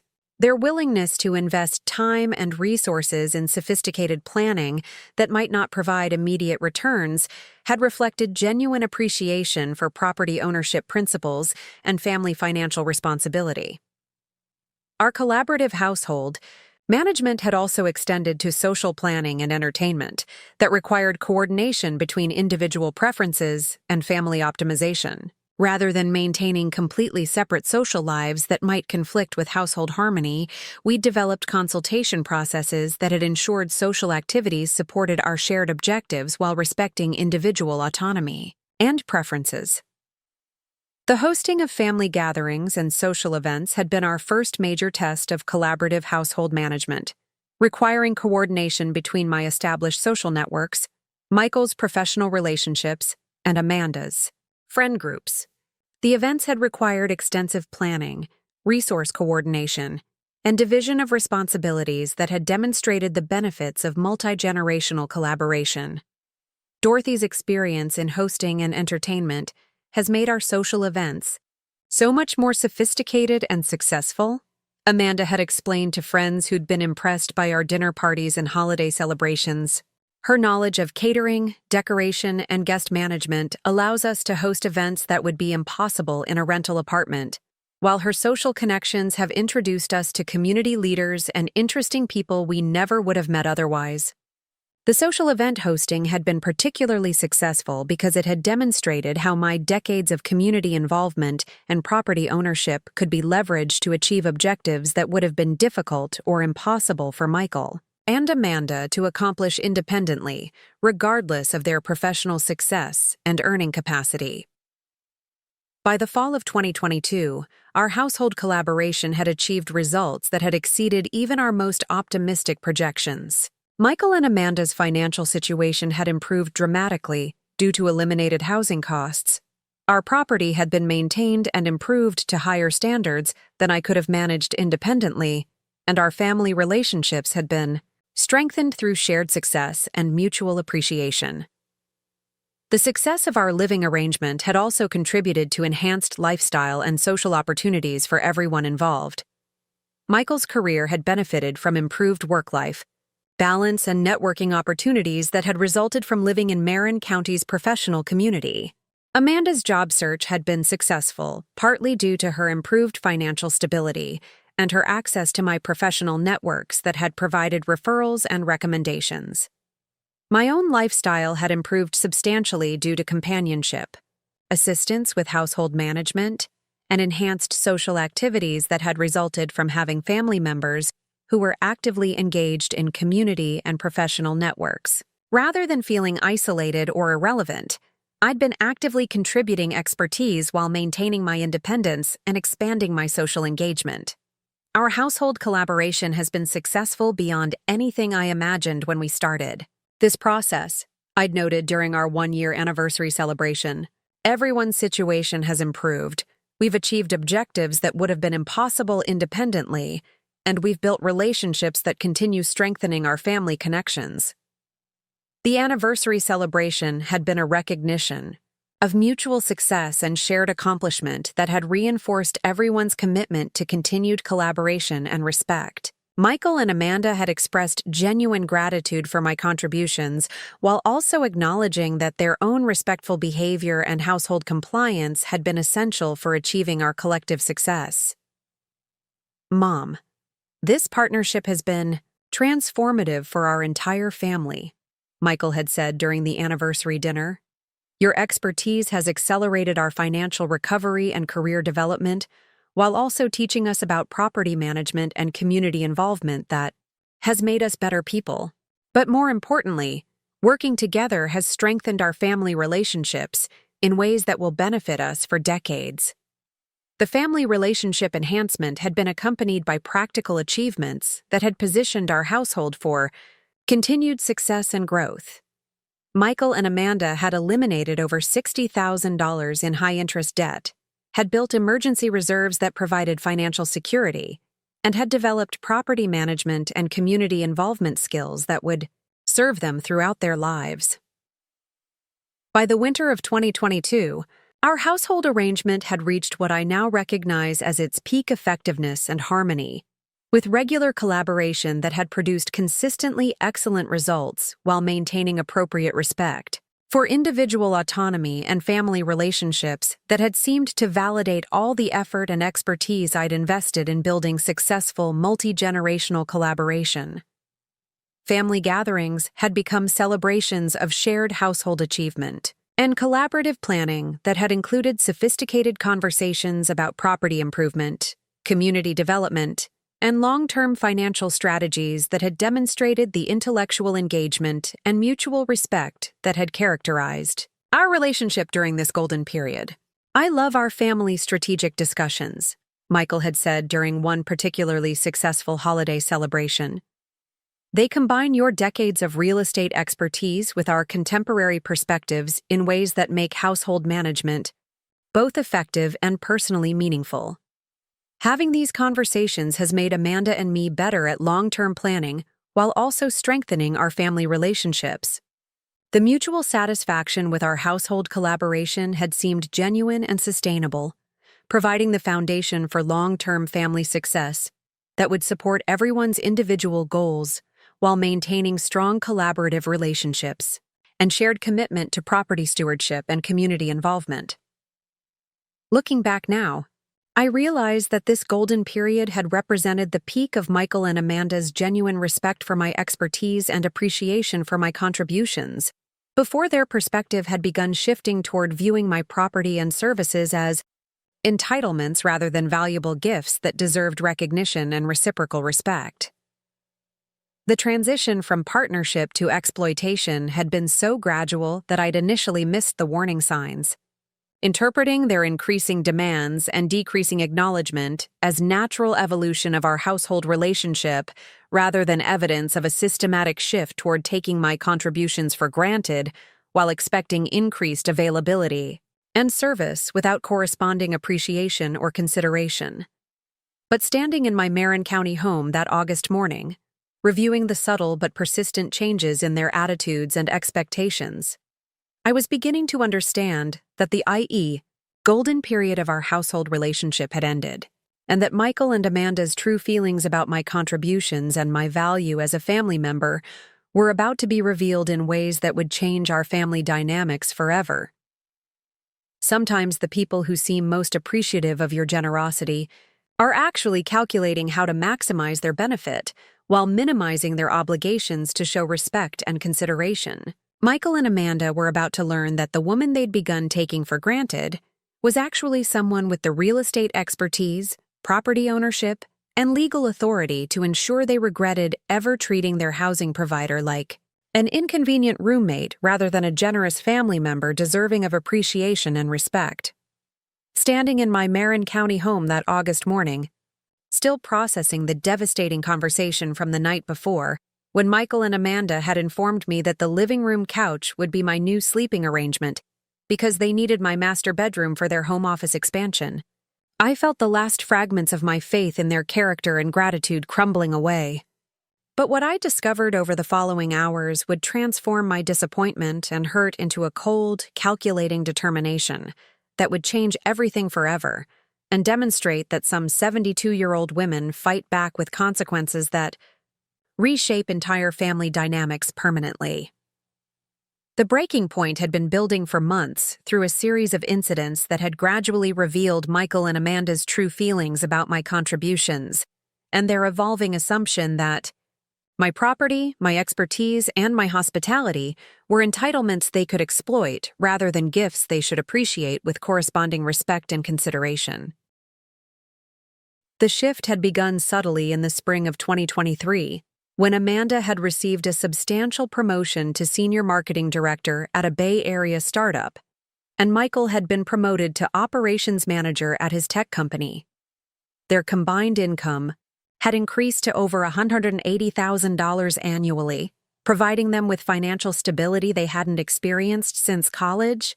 But somehow their improved financial situation had translated into decreased appreciation for my contributions rather than increased gratitude for the foundation I'd provided.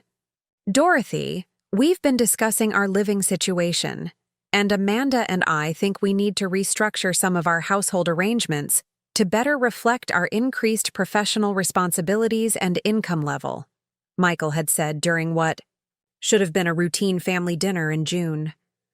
We're grateful for the support you provided during our financial difficulties, but we're reaching a point where we need more autonomous control over our living environment. The language shift from our home to our living environment, and from collaboration to autonomous control, had been immediate and unmistakable, representing a complete reversal of the mutual respect and shared decision-making that had characterized our golden period. Gone was the appreciation for my expertise and acknowledgement of my property ownership. In its place was the kind of entitled attitude that suggested they'd decided my contributions were no longer necessary now that they'd achieved the financial stability my support had made possible.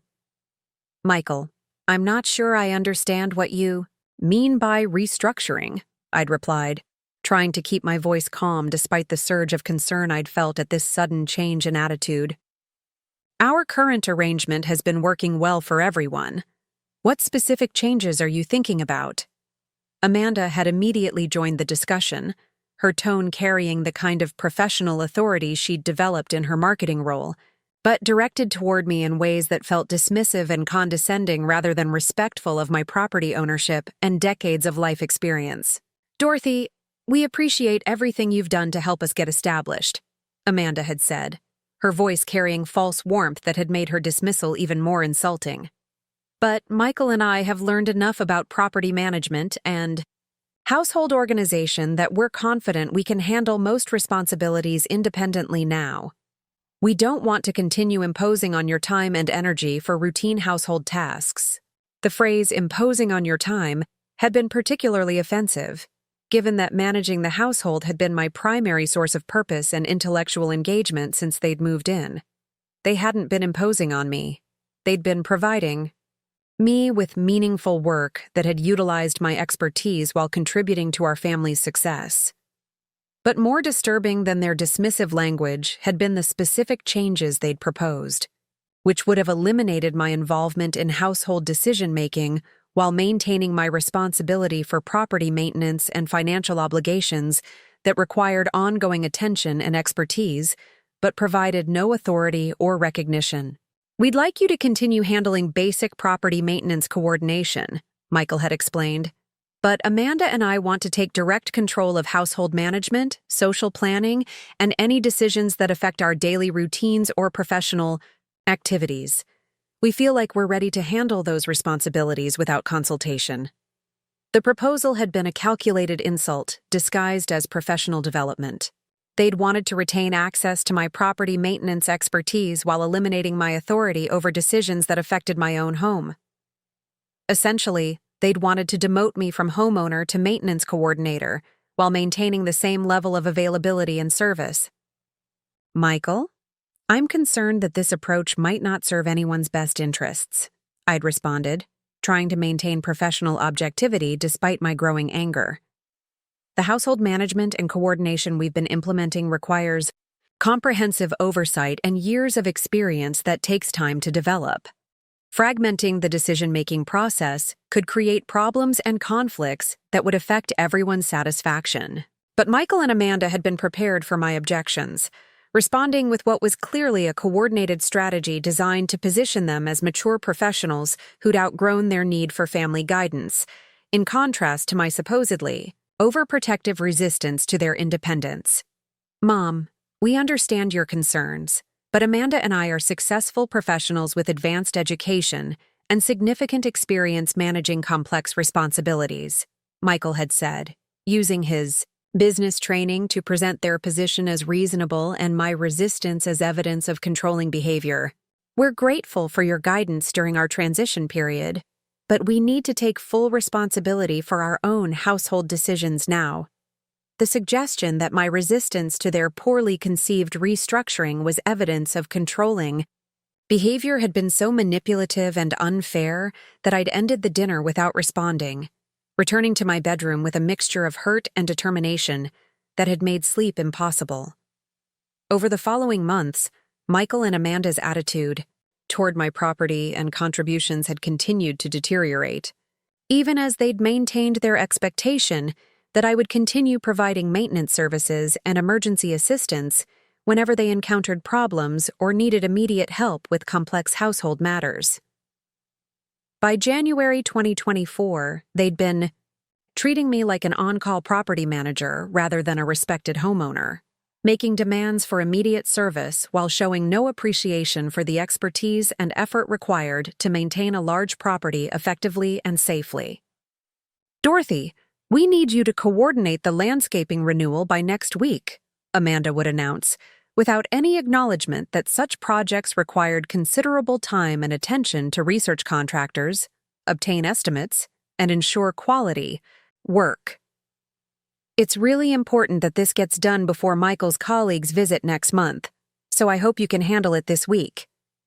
The casual assumption that I would drop everything to handle their urgent household needs, combined with their complete lack of appreciation or acknowledgement of the complexity involved in managing such projects safely and cost-effectively, had reflected their transformation from grateful family members to entitled employers who expected service without showing respect.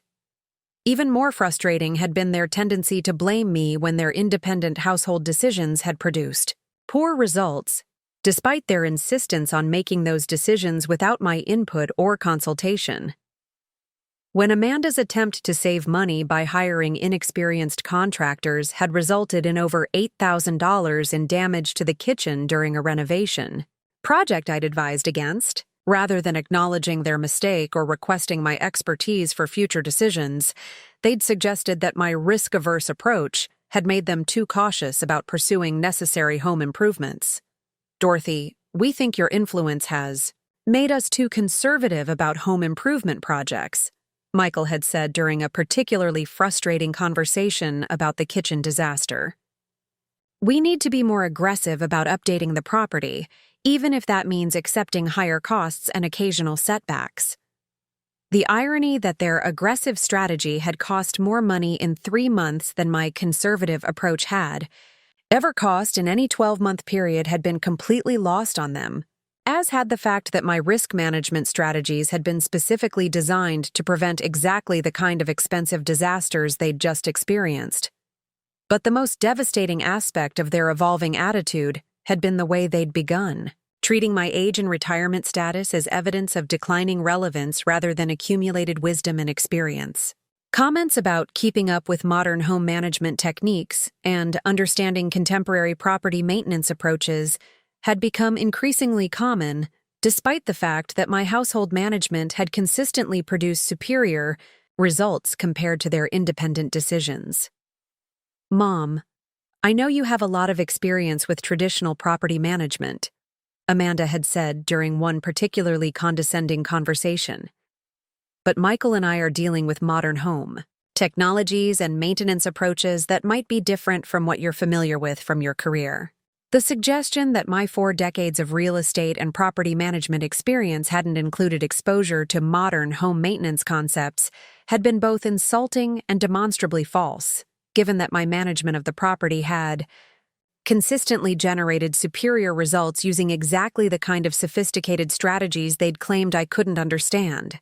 The deterioration of their respect and appreciation had reached a crisis point in early August, when they'd informed me that they were planning to optimize our household arrangements by converting my master bedroom suite into a combined home office and exercise room that would better serve their professional and fitness needs. Dorothy, we've decided we need to reconfigure the bedroom arrangements to better accommodate our work-from-home requirements and fitness routine, Michael had announced during what I'd expected to be a routine household discussion. We need the master suite because it has the best lighting and space for our equipment, and frankly, we think you'd be more comfortable in a smaller space that's easier to maintain. The decision to eliminate my access to the bedroom I'd slept in for over 30 years, in the home I'd paid for and maintained throughout their entire lives, had been the ultimate demonstration of their entitlement and disrespect. They'd been willing to displace the homeowner from her own bedroom rather than make any adjustments to their own convenience or comfort. Michael, I'm not sure this makes sense from either a practical or a respectful standpoint, I'd said, trying to maintain composure despite my shock at their audacity. The master suite has been my bedroom for over 3 decades. I designed the renovation myself and selected every fixture and detail. It's not just about space. It's about respecting that this is my home. But Michael and Amanda had been unmoved by my concerns, offering only the most minimal and inadequate alternatives while making clear that my preferences were secondary to their convenience and professional needs. Mom, we understand you're attached to that room, but Amanda and I have equipment and professional requirements that really need the space and lighting, Michael had said with finality. We've set up the living room with a really comfortable pull-out couch that should work perfectly for you. You're always saying you fall asleep watching TV anyway, so this arrangement might actually be more convenient. The suggestion that I should be satisfied sleeping on a living room couch in my own home because I occasionally dozed off while watching television had been so insulting and dismissive that I'd been temporarily speechless. Michael, I'm 72 years old, and this is my home, I'd said, my voice shaking with a combination of hurt and anger. I've spent over 3 decades in that bedroom, and I've provided you and Amanda with over $150,000 worth of free housing and services. Suggesting that I should sleep on the couch so you can have an exercise room is beyond disrespectful. But Michael and Amanda had been prepared with justifications that had revealed the depth of their entitlement and their complete misunderstanding of property ownership, family relationships, and basic human decency. Dorothy, we're not asking you to give up anything, Amanda had said, using her marketing skills to reframe their bedroom seizure as a reasonable accommodation request. We're just optimizing the space usage to better serve everyone's needs.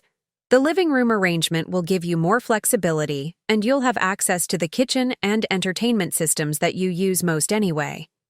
The casual dismissal of my attachment to my own bedroom as space optimization, rather than displacement from my most personal and private space, had been the final confirmation that Michael and Amanda had completely lost sight of the fact that they were guests in my home, rather than entitled residents who could rearrange my living space to suit their convenience. That evening, I'd made several phone calls that would form the foundation of my investigation into exactly what Michael and Amanda had been planning behind my back.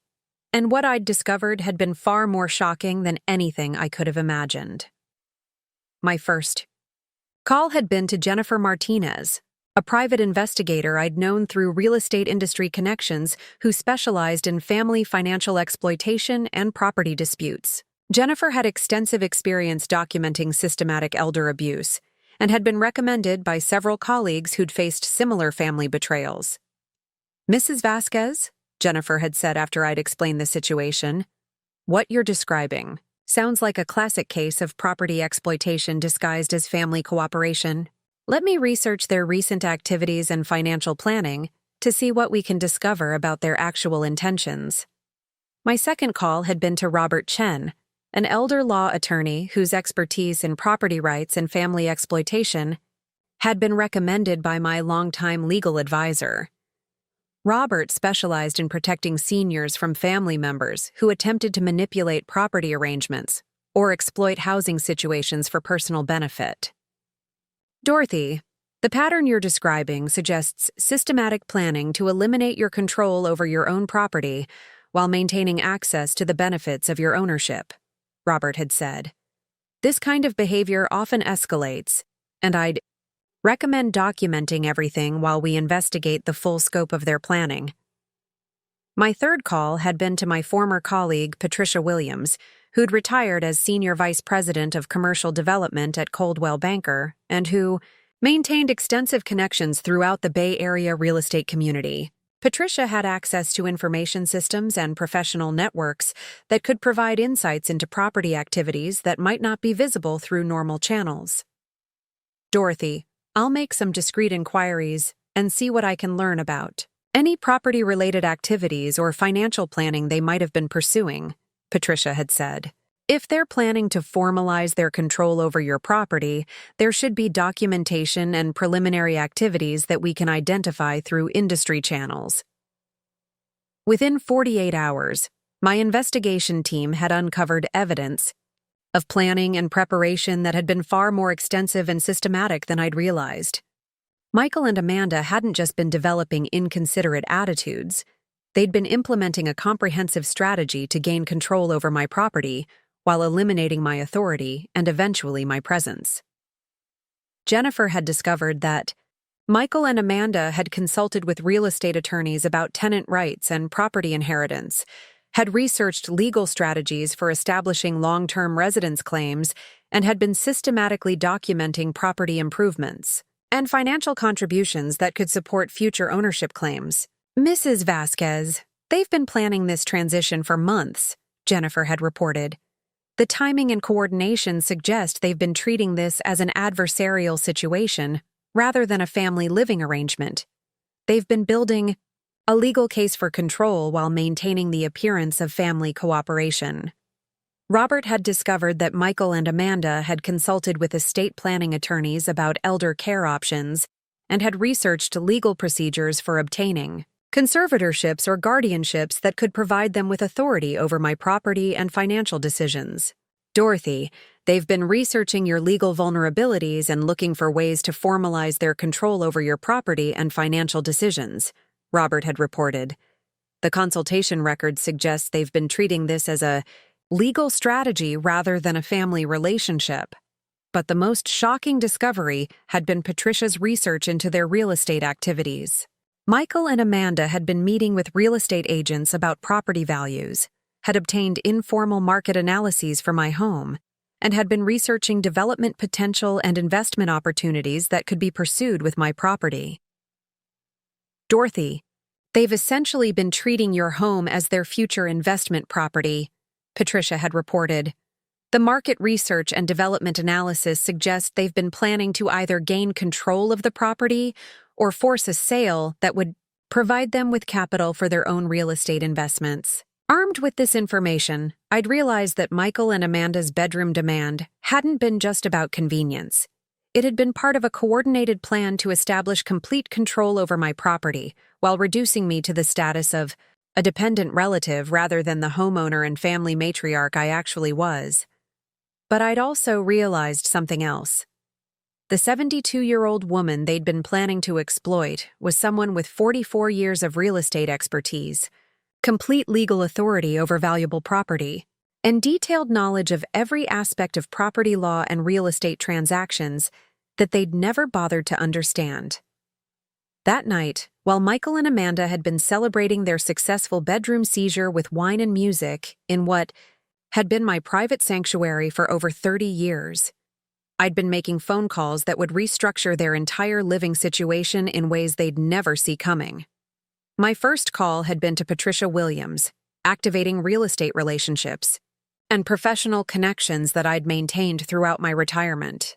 Patricia, I need to execute some property transactions first thing tomorrow morning, I'd said from the living room couch where I'd spent my first night as a displaced homeowner in my own house. I'm implementing some family restructuring that requires immediate and decisive action. My second call had been to Robert Chen, initiating legal documentation that would protect my actions and ensure that everything I was planning would be completely legal, irreversible, and would provide maximum consequences for their betrayal. Robert, I'm implementing the property protection strategies we discussed, I'd said. I need documentation prepared immediately that will formalize my rights and ensure that my actions are protected from any legal challenges. My third call had been to Jennifer Martinez, initiating the final phase of our investigation, while also beginning implementation of consequences that would teach Michael and Amanda exactly what happened when people exploited someone with my expertise and legal authority. Jennifer, we're moving to implementation phase, I'd said.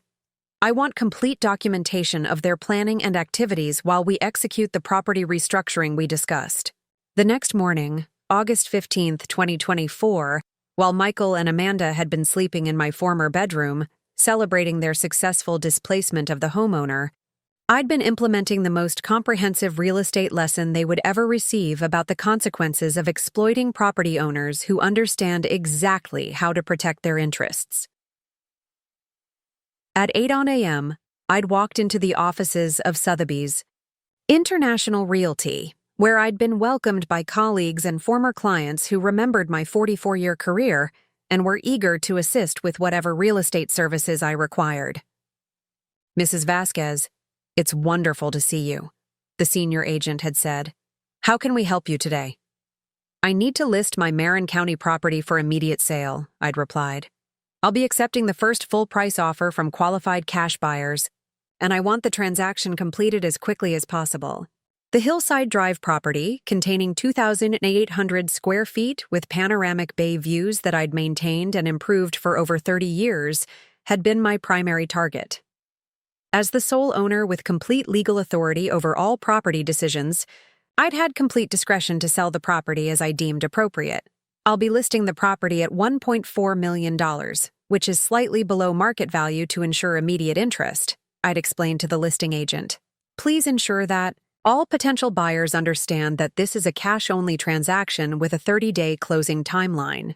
The below-market pricing strategy had been designed to generate immediate offers from qualified buyers, while ensuring that the sale would be completed before Michael and Amanda could organize any legal challenges or interference. By pricing the property at $200,000 below comparable sales, I'd guaranteed multiple offers and rapid closing. Within 4 hours, the property had received 7 offers, including 3 all-cash offers at or above the asking price. I'd selected the highest offer, $147 million, from a tech executive who'd been searching for exactly this type of property and who could close within 21 days.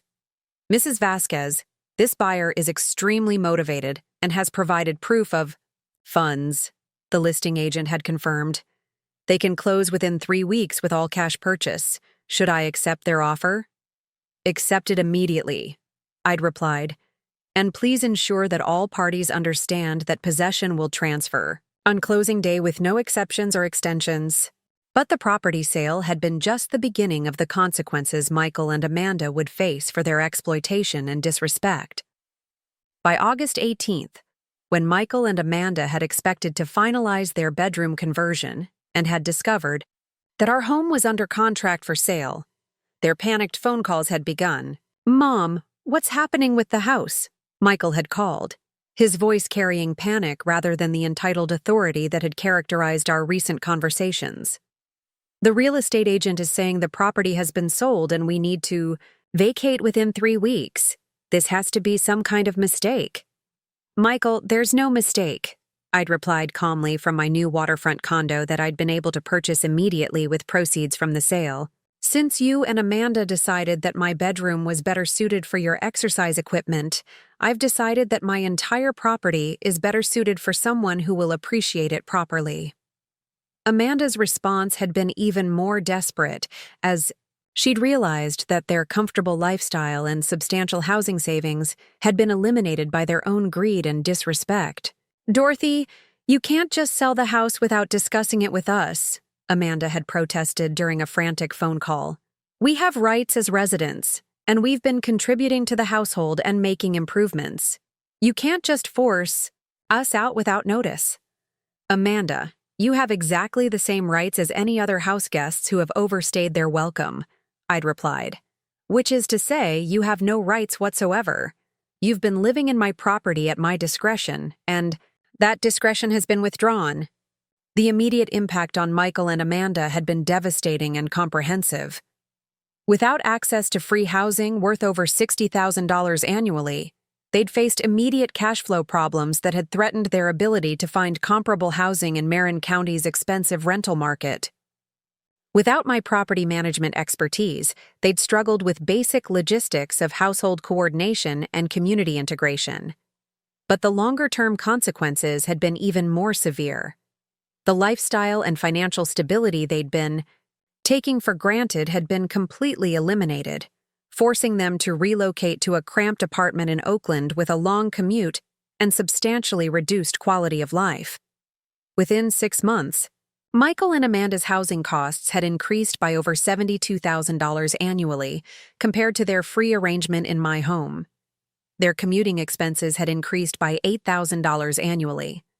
Their access to Marin County's social and professional networks had been eliminated, affecting both their career development and their social satisfaction. "Mom, we made a terrible mistake," Michael had admitted during a desperate phone call 6 months after the sale. "We didn't understand the value of what you were providing, and we've paid an enormous price for our disrespect and entitlement.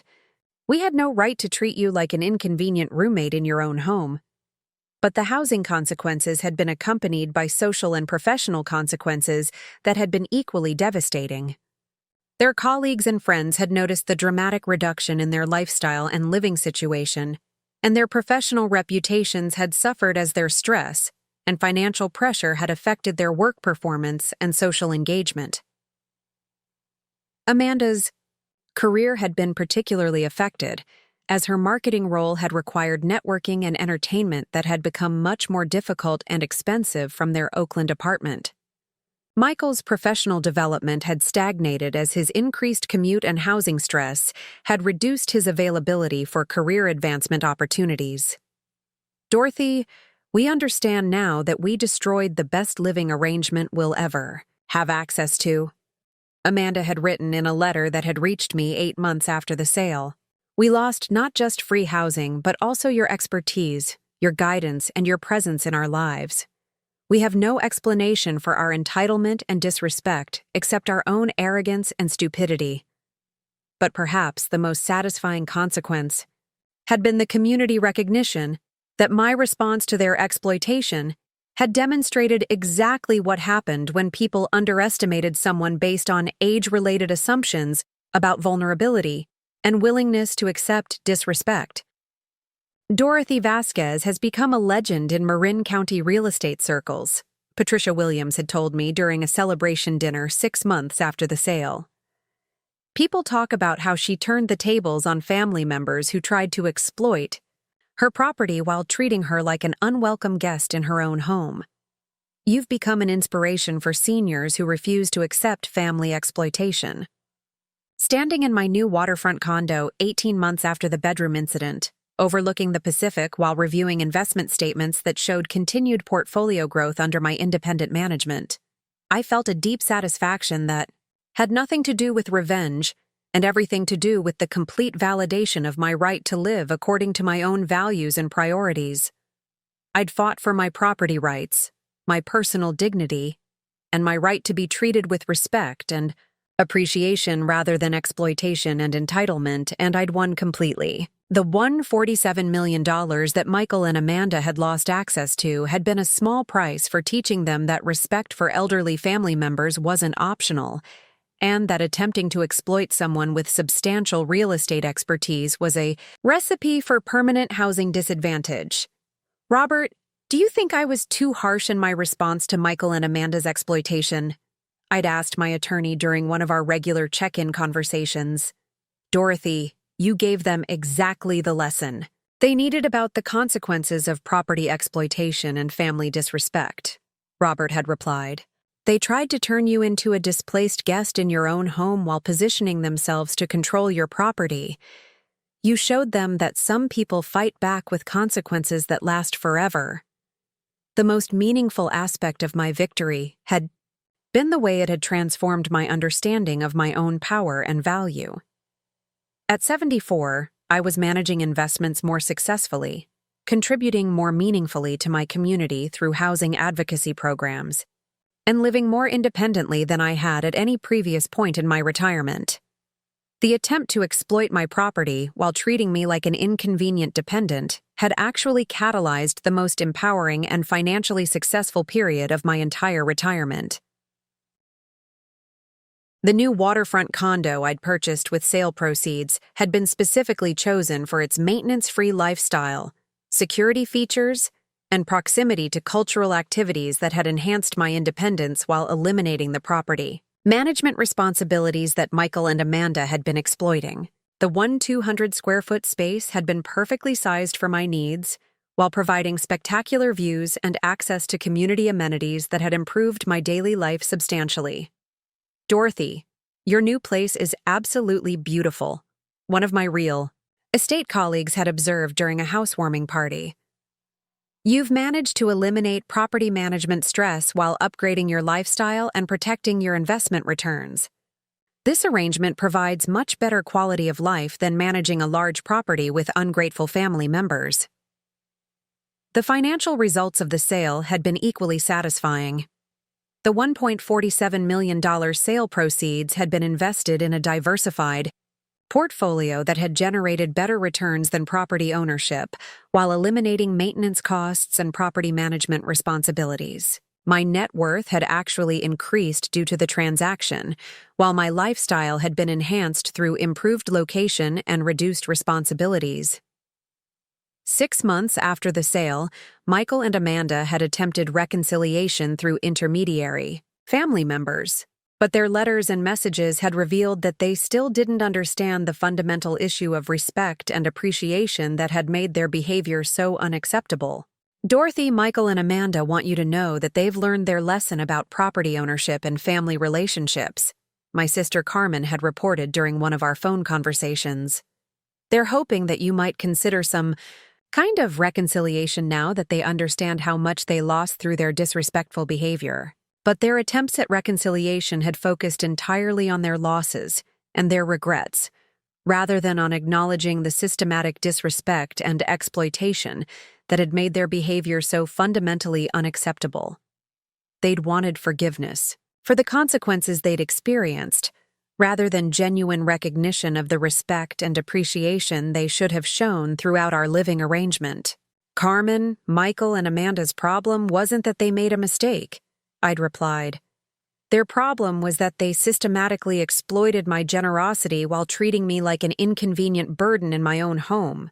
That kind of fundamental disrespect for family relationships can't be fixed with apologies after the consequences become clear. If someone in your life is trying to exploit your property while treating you with disrespect based on assumptions about age or family obligations, remember my story. Remember that property ownership and real estate expertise are not diminished by age when you have legal authority, market knowledge, and the determination to protect your rights and dignity. Remember that people who try to displace you from your own bedroom might discover they've challenged someone with the capability to ensure they lose access to your entire property permanently. What's your story? Have you ever had to fight back against family members who tried to exploit your property while showing you disrespect and entitlement? Share it in the comments below, and remember to like and subscribe for more stories about turning your biggest family betrayal into your most empowering victory. Because sometimes the best response to people who tell you the couch is your new bedroom is showing them exactly what they lose when they disrespect the person who owns the entire house. Michael and Amanda thought they could treat me like an inconvenient roommate while enjoying free housing in my valuable property. What they actually did was lose access to housing worth over $60,000 annually while learning that some people fight back with consequences that reshape entire living situations. Sometimes the people who think you're just a convenient housing solution are about to discover you're actually someone with the real estate expertise and legal authority to restructure their entire residential future. That's a lesson worth $147 million, and every dollar was worth it to prove that respect and appreciation aren't negotiable at any age. Justice served. Independence reclaimed. Property rights respected. Victory complete. The view from 74 is spectacular when you're surrounded by people who appreciate your contributions rather than exploit them. Michael and Amanda learned too late that telling the homeowner to sleep on the couch was the most expensive mistake they'd ever made in their lives. Respect your elders, especially when they own the roof over your head. Up next, you've got two more standout stories right on your screen. If this one hit the mark, you won't want to pass these up. Just click and check them out. And don't forget to subscribe and turn on the notification bell so you don't miss any upload from us.